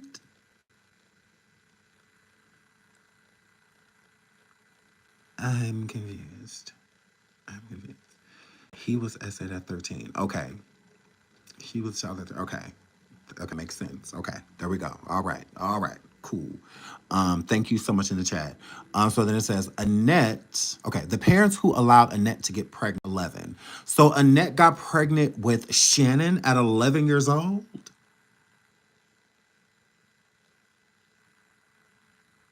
OMG.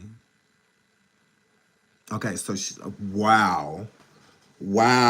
So there's no way that she didn't get S8 if she was 11 years old pregnant. No, she had a son at 11. Okay, so regardless, like at 11, nobody should be pushing out no damn baby. Boy or girl. Like, that is crazy. Wow. Yeah, she was S8. I would think so. He was violated at 13 and someone got,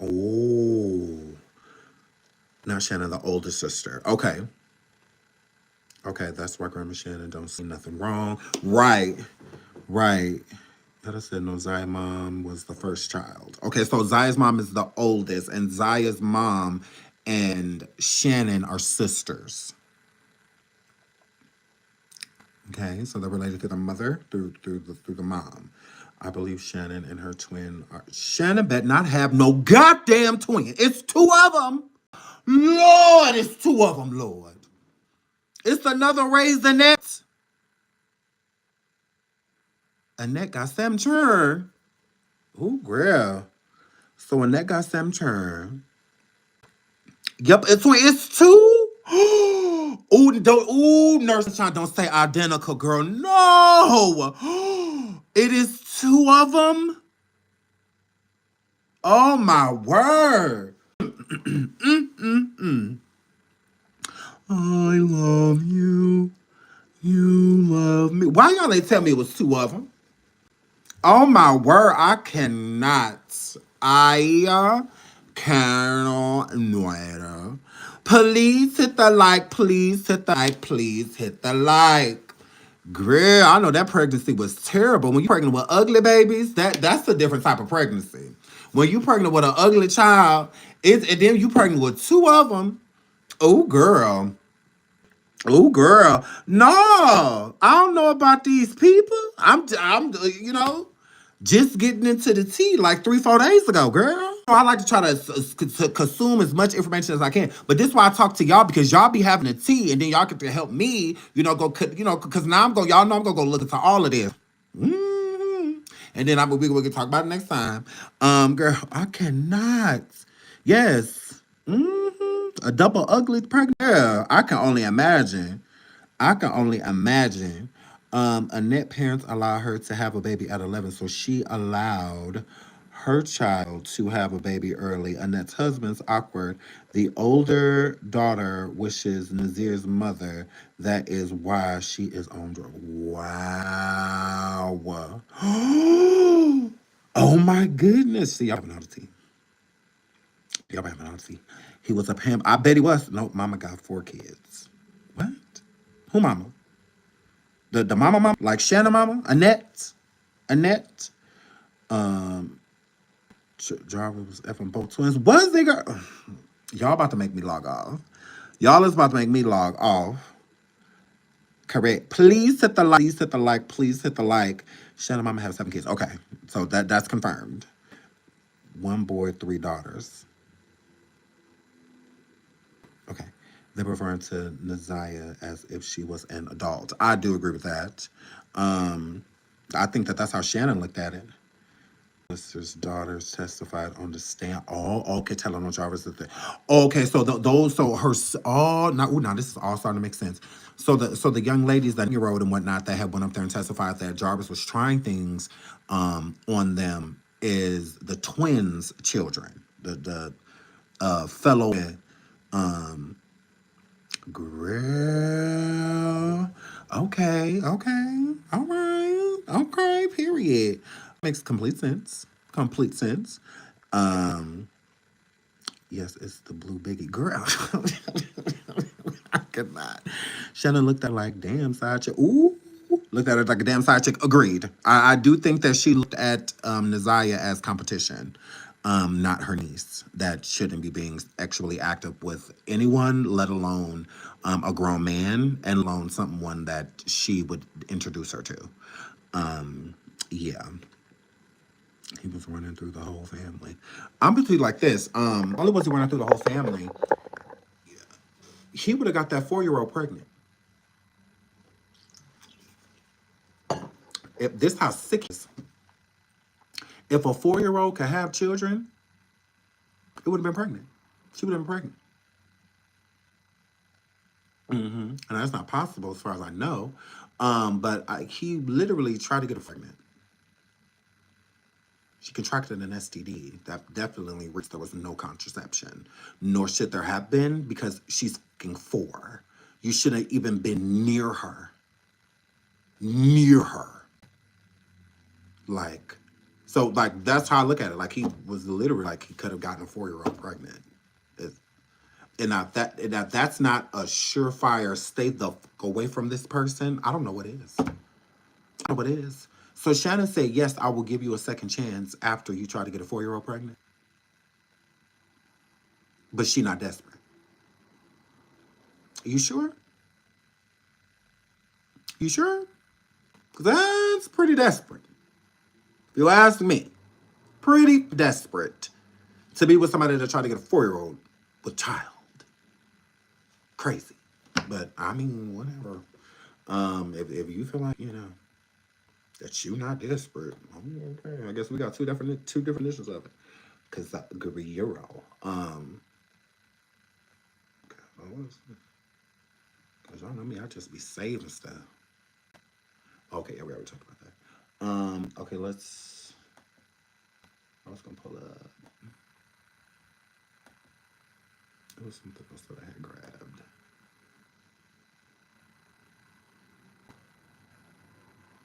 Okay, yeah. So I was gonna pull this up to watch the initial report. Watch out, watch this. Turn the volume up. Okay. Just a little bit more information. Case and what's to come up. Is of denial, and they'll always be haunting because it was taken just a short time before the evidence shows that she was never seen or heard from again. Please hit the like. Selfie. That's the last known picture that we know about of her. It was pointed out to me by one of the detectives on this case and by one of the prosecutors. She is smiling and waving and saying hello. But little did she know, Lily saying goodbye. This story is so incredibly tragic. NaZiyah Harris, little 13-year-old girl, should be enjoying those teenage years, Should be having fun, laughing with her friends, going to school. Correct. The factor that's not the last picture. You are correct. Learning, doing all of those things, but she's not. And she's missing, but presumed to be dead and murdered. I want you to take a listen to Kim Worthy. That was the prosecutor from Wayne County. Here she is talking about the evidence against the man that's accused of the murder. And there's a connection between this man and NaZiyah's family and a lot of Please hit the like. Please hit the like. Disturbing, to say the least. The evidence shows overwhelmingly in this case that she is in fact deceased. The last time she was seen alive was January the 9th of this year, 2024, almost 9 months ago. Her missing status was reported to the Detroit Public Police Department by her grandmother on that very day when she never returned home from school. And again, that was January the 9th of 2024. In early February of 2024, the case was turned over to the Detroit Police Department. That should have happened right away, but they began investigating immediately. The evidence will further show that through text messages that we know have, NaZiyah and this defendant were going to meet after school on January the 9th. We know that she did indeed meet up with the defendant that we're charging in this case. We also know that several people close to Mr. Butts, who we were charging later, saw them together in several different locations, people that he knew well. We have evidence that at 9:30 p.m. on that day, that Mr. Butts checked into a motel and that NaZiyah was never seen or heard from again. Not from her family, not from her schoolmates, not from her friends, not from social media where she was extremely active with her friends. Not from the courthouse. Not from teachers, no one. Nobody. That she had no medical conditions that would cause a life-threatening medical emergency to her. And he, again, was the last person that saw her alive. She would have turned 14 years old just 10 days ago on September the 16th of 2024. And again, no one has seen or heard from her. You look at that face and you do not see the horrors that she had gone through in her short life. The exploitation, the molestations, the sexual abuse, and the pregnancy that she was concealing. The evidence will show that from one of her text messages to and with Jarvis Butts. And we also know, the evidence will show, that there's no evidence of anyone else being the father of that child other than the defendant himself, who we charged. And he knew she was pregnant. So again, all of this, that's pretty much all I was using that for. Because I'm trying to get no strike. But yes, please hit the like, please hit the like. So yeah, so I definitely want to the evidence that they had compacted against. Now I would like for social media. Sometimes y'all go a little bit too far. Sometimes y'all go a little bit too far. Let's get into the shop being broken into. Now he had a shop that he would take NaZiyah to. And recently, social media ongoers or content creators, whatever they want to call themselves, have been taking matters into their own hands. Young gains entry into what she says is Jarvis Butts' shop. The shop in which the children would often be sent up to clean. The shop in which NaZiyah Harris was last seen. The shop in which so much essay of children actually happened. Bail me out. Bail me out, y'all.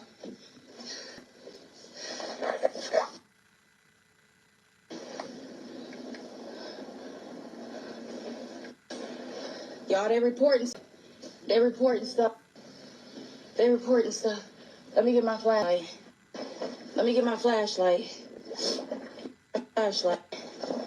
They reporting stuff. I told y'all I was taking a week off. I told y'all I was done for a week. I told y'all I was done. God said you ain't done until I say you done. That's what he said. God or clout? I don't know. Oh my God.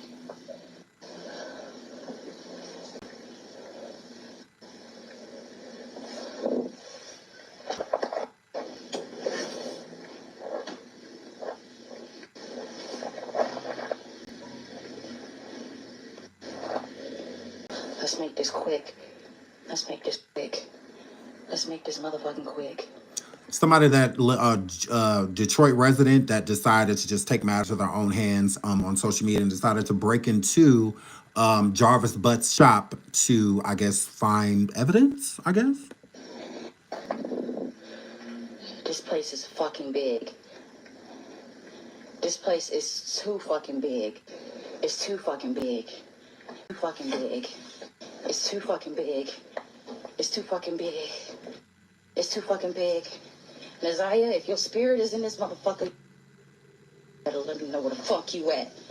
Little girl, swear to God. The pipes done bursted in here. The pipes are busted. Okay, hold on. Water.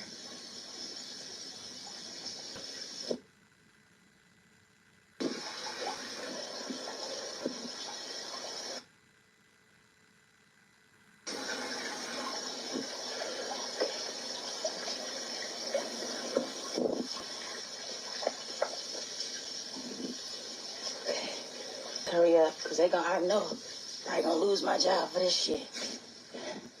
Guess what? Who gives a fuck? DPD hire me. DPD hire me. Who is that? I ain't scared of nothing. I ain't even scared. You think my mama done birthed the hoe? My mama ain't birthed no hoe. Leech.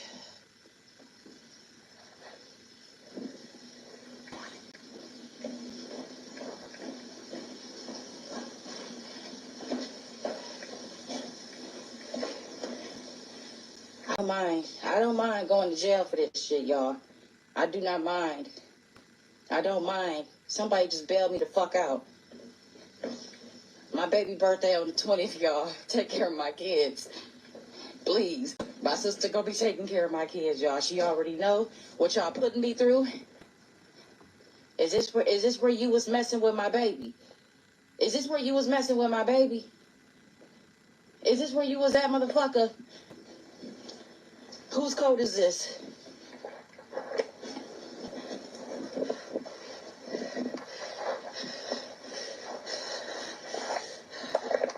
Put my gloves out. I'm careful, y'all. But it's no coincidence that I came up on this damn place. It's no coincidence. I was supposed to be at work. I was working. What size is this? They're gonna have to send them over there to me. I don't mind.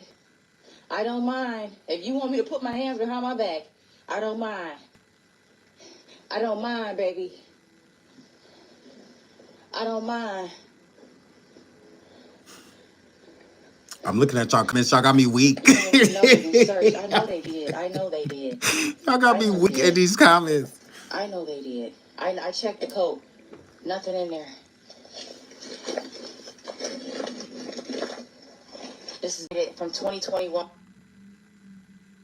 That piece of paper was dated 2021 from 2021. Okay. Let me see. Get this fucking back door open. I can't get this back door. Maybe it's just to the outside. Y'all know I gotta hurry up and get up out of here.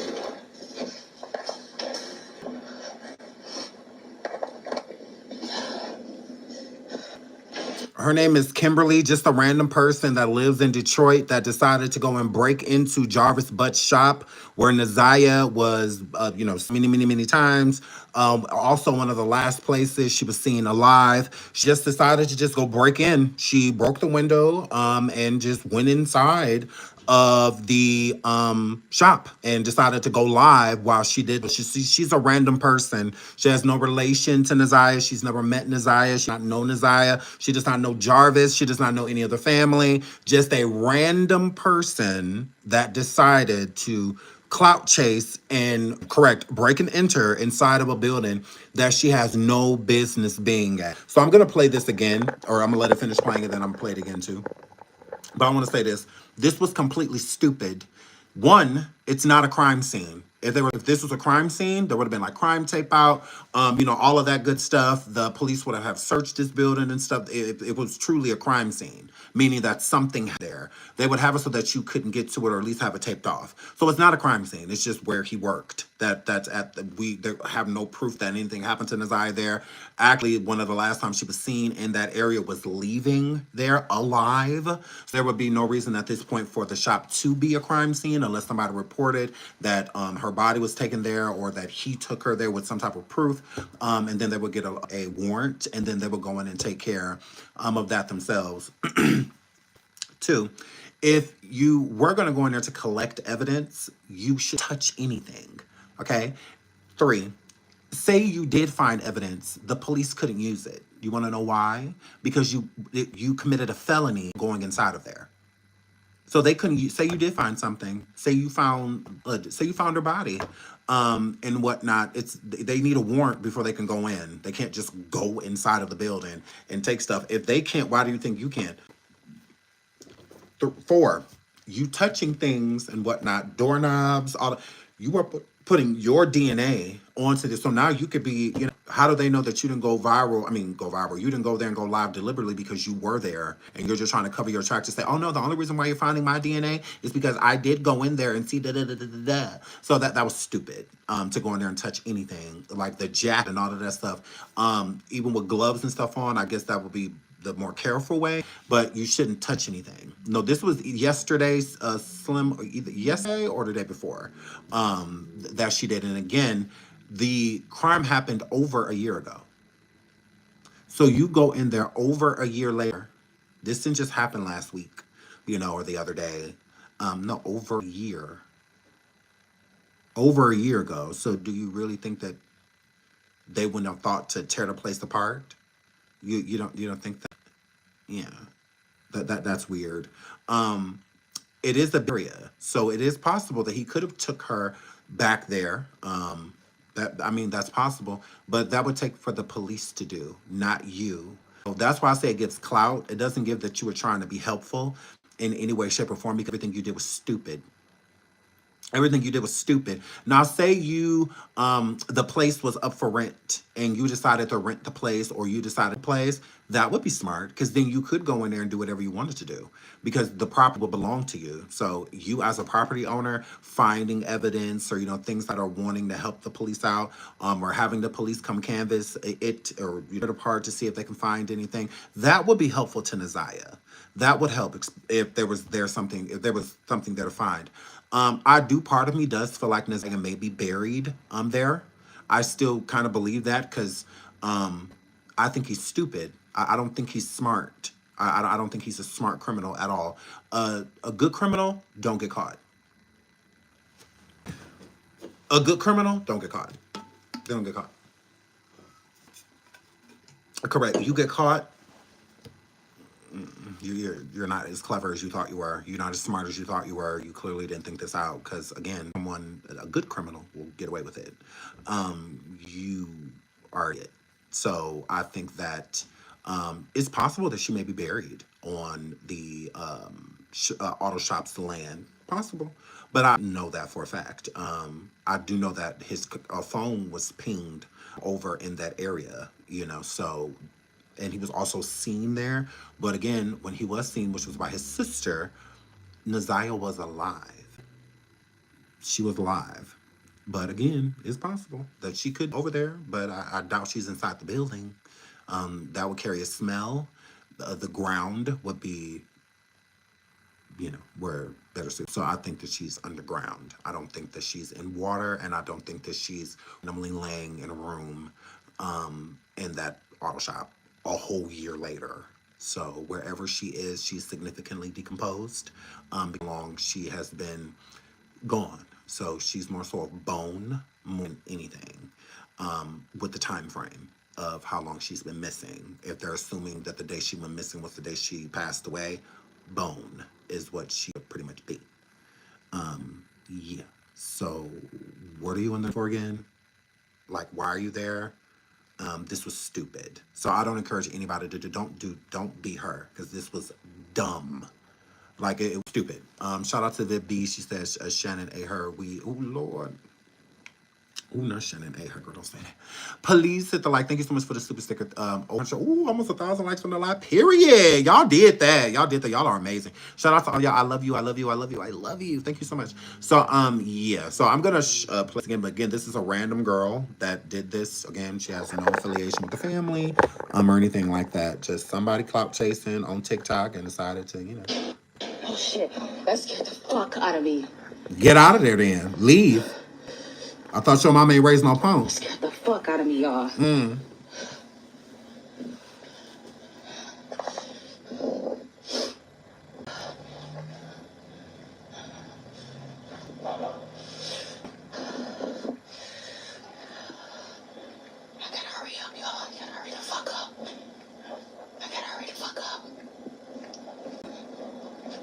Y'all, I gotta hurry the fuck up.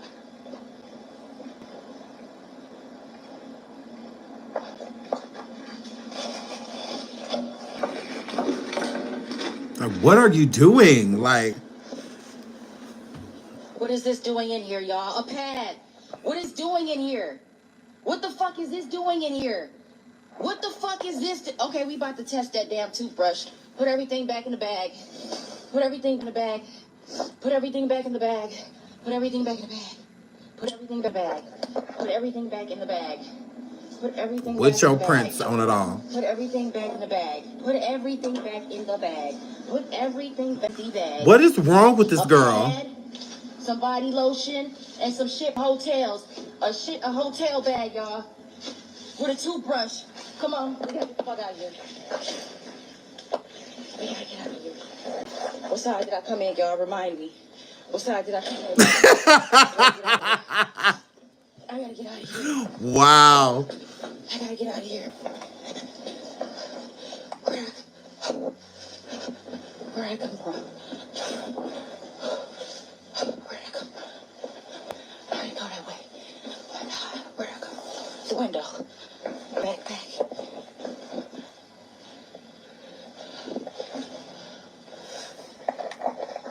I'm gonna let it play again so y'all can see she literally broke glass, all of that to get in. Take it to the police. That would be one of the stupidest things you could do. Because then the police are going to watch this live. They're going to see that you broke in. They can't use none of that. They're not going to test any of that. If anything, they have to put it back. You know, like when they're like, girl, you illegally got this. Even if there is something helpful, they can't even use it now because you broke in. Like, girl. Yes, it's staged for clout. But no, she really broke in this place. That really happened because you can't go in there. You cannot go in there. So she staged it for clout. But she definitely did it. You could tell with her nervousness how she is quickly trying to get through so she could get out of there because she knows she's not supposed to be in there. If it was like super staged, like she could be there, but she's just doing this for clout, making it seem like, you know, then because that is the legit the shop. She is at the right place. Then I think she would be taking her time. She's not. She's trying to get the hell out of Dodge. Just have to make sure there wasn't nobody in there.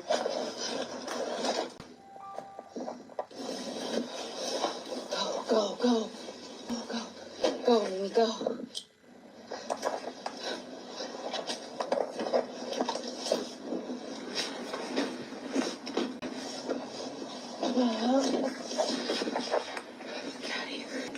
A young lady by the name of Mimi Young gains entry into what she says is— That's her name, Mimi Young. I said Kimberly, girl.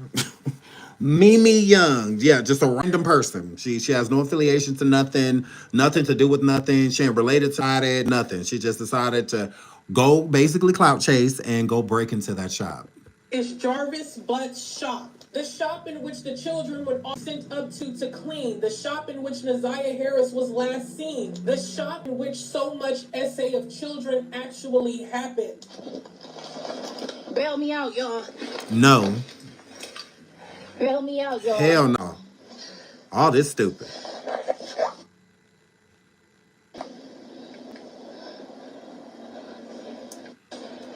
Y'all, they reporting stuff. They reporting stuff. Let me get my flashlight.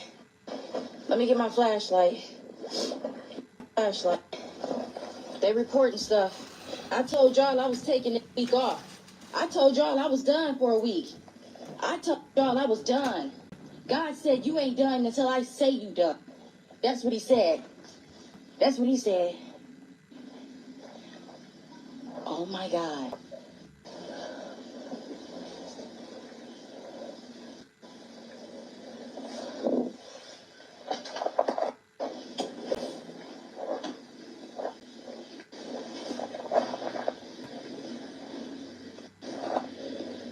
Let's make this quick. Let's make this motherfucking quick. This place is fucking big. This place is too fucking big. It's too fucking big. It's too fucking big. It's too fucking big. It's too fucking big. It's too fucking big. NaZiyah, if your spirit is in this motherfucker, you better let me know where the fuck you at. Look, girl, swear to God. The pipes done bursted in here. The pipes are busted. Okay, hold on. Water.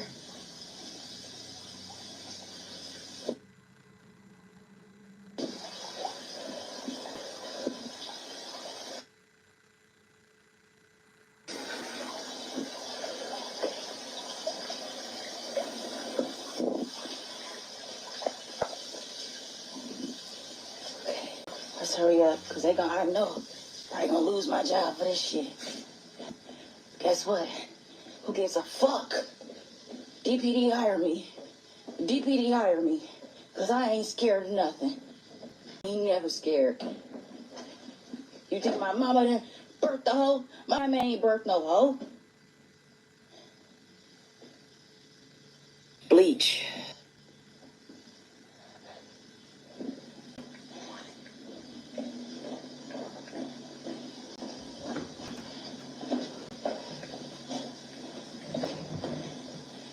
I don't mind. I don't mind going to jail for this shit, y'all. We see. I do not mind. We see.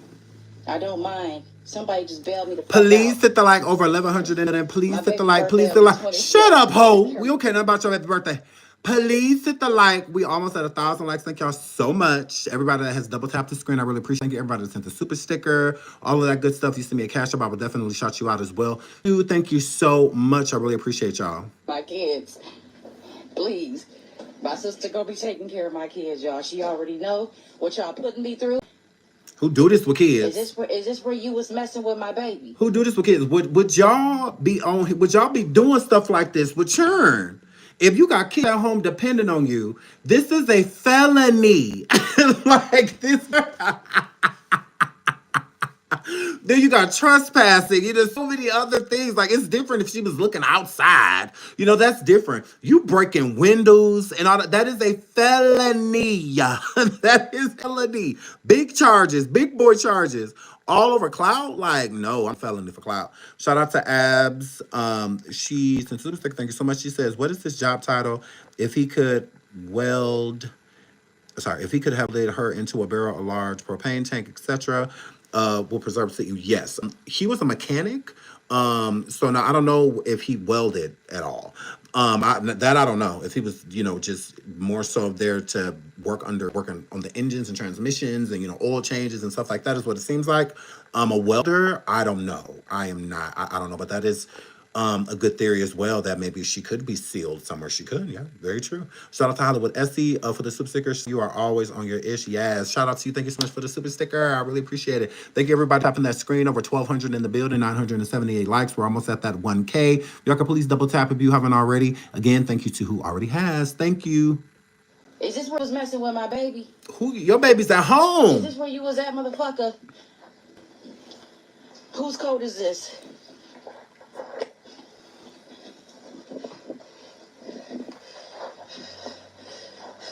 Shout out to Hollywood Essie. Put my gloves on. Been a member 9 months. I'm gonna be careful, y'all.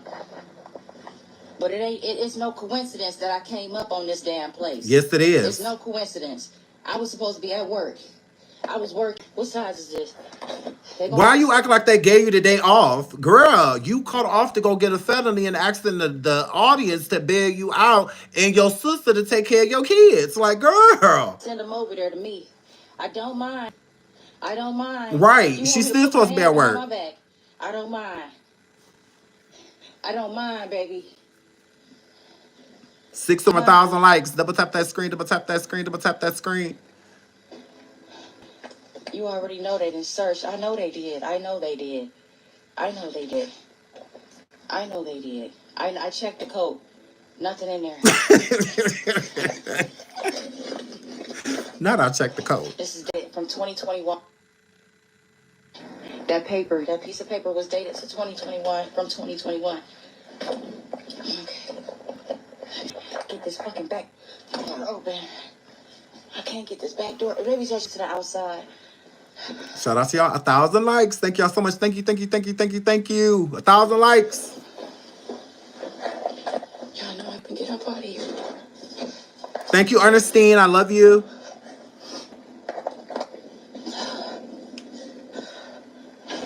Oh shit.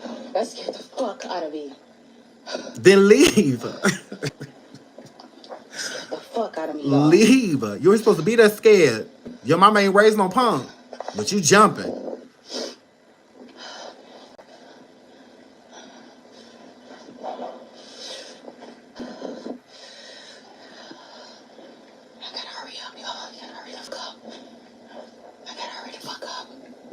Not y'all saying no burglar alarm. Did you not see them pipes busted downstairs? It's been those pipes have been that water been running over a year.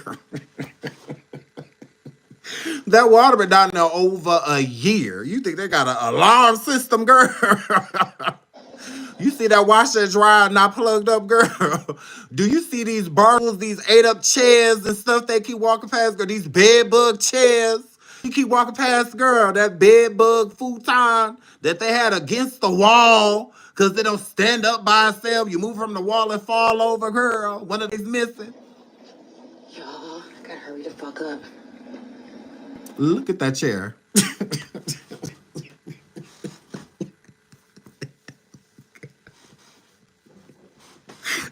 Look at that chair. Look at that chair. What happened? What Shannon sitting on the damn chair?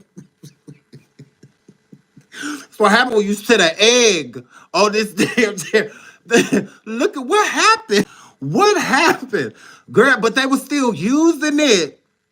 They was still using it. Girl, they ain't got no money. Girl, they was cutting corners. Girl, they was cutting big corners. And an alarm system. Insurance. Girl.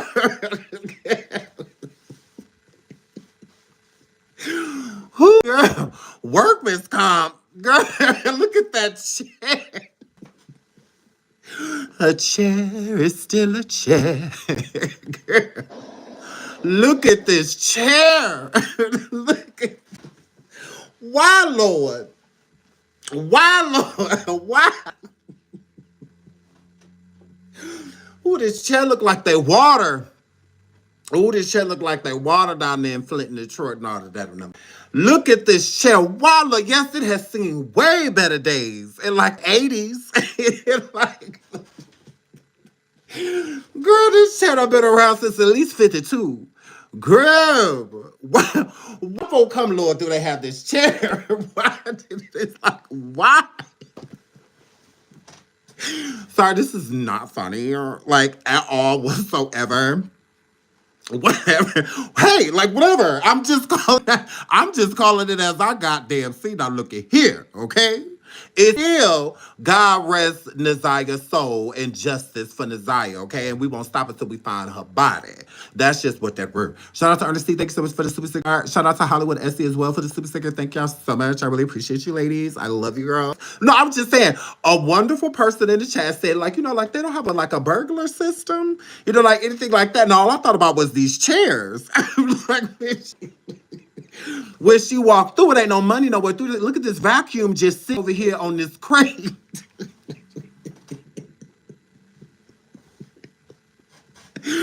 Girl, don't nothing at this shop work. Look at this vacuum sitting on this damn crate, girl. I cannot. That's supposed to be welded in the ground. Is what that worker. Now what does it do on the way? What use is that? Is this decoration? Like, oh my word, grab. Oh my God.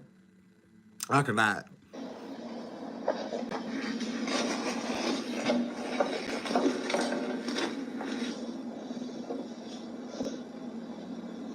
What is this doing in here, y'all? Pad.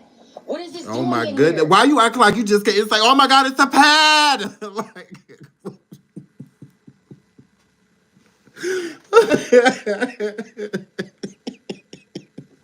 looks like it could be anybody bag. Anybody bag. That could have came out of one of the people, the customer's car or something like that. Like that. Like, girl. Exhibit A. Like, it's a pad. This would have had to have been hers. She was the only girl that ever came inside of this shop in the world, Craig. This was NaZiyah's. Didn't nobody else in that family brush their teeth but her. Nobody else. This is NaZiyah's stuff. Hello? Oh my God. I just figured everything else she would have had to have been here last because he had a hotel that same night. Why? But because here's the thing. Here's the thing. Mimi, NaZiyah was pregnant. You stupid bitch. What does she need a pad for? Oh my God. She was pregnant. Stupid. But you smart. Are you sure? She's pregnant. What does she need a pad for? And mom at that. So she need a pad for 5 months, but she just so happened to have one. Hello? Hello? Girl. I'm about to just shut up. What the fuck is this doing in here? What the fuck is this? Okay, we about to test that toothbrush. Put everything back in the bag. Put everything back in the bag. Put everything back in the bag. Put everything back in the bag. Put everything back in the bag. Put everything back in the bag. Put everything back in the bag. Put everything back in the bag. All right, hurry up with them big ass hands. These nigga hands talk about some everything back in the bag. A pad, some body lotion, and some shit from hotels. A hotel bag, y'all. Right. This proves what? Toothbrush. Come on, we gotta get the fuck out of here. We gotta get out of here. What side did I come in, y'all? Remind me. We don't know. What side did I come in, y'all? Which side did you break the law in? Which side do you remember breaking the law? I gotta get out of here. I gotta get out of here. Put everything back in the bag. Put everything back in the bag. Where'd I come from? Where'd I come from? I didn't go that way. Oh my God. Where'd I come from? The window. Correct. That's how she grabbed that bag. Like the case is solved. It's a solved case in this bag. All I got to do is to the police, bring them this tampon. This definitely had to be hers, although she was pregnant 5 months to be exact. But okay, girl. My backpack.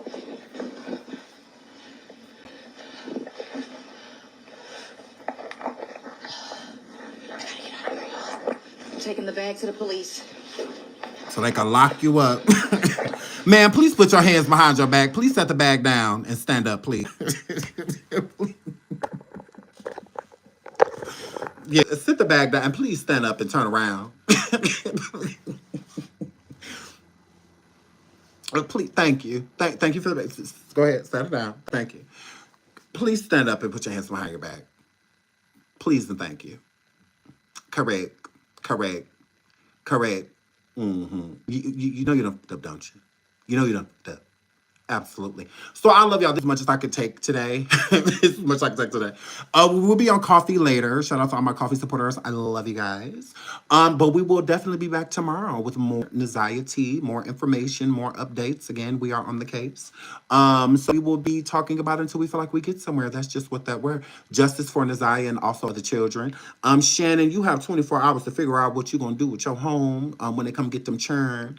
Because CPS, there needs to be open cases on her immediately. I find it weird that Judge Sabri sat up there and said that CPS told her and that she also wanted to see their involvement with the case. Why wouldn't you want to see the involvement when it comes to the other children? Why think that something was happening to NaZiyah but no one else? That's weird. And 2 of the nieces came forward and stated that it even happened to them, that they were approached and whatnot by the same male. So yeah, you need to figure out what you're gonna be doing, girl, because CPS will definitely be getting involved in this situation because they do. Like you said, that was him, that wasn't you, right, Shannon? Okay. So I love you guys. So please hit the like. Thank y'all so much. Over 1K throughout the live. Y'all are amazing. Oh my God, I love you guys. But I'll see y'all later on coffee and then tomorrow over here again. And we're right back at it. I love you guys. So until the next show, thank y'all so much for being here. Bye. Welcome all new subscribers. We love you guys. Welcome. I hope you guys enjoy what you see. And until the next show. Bye.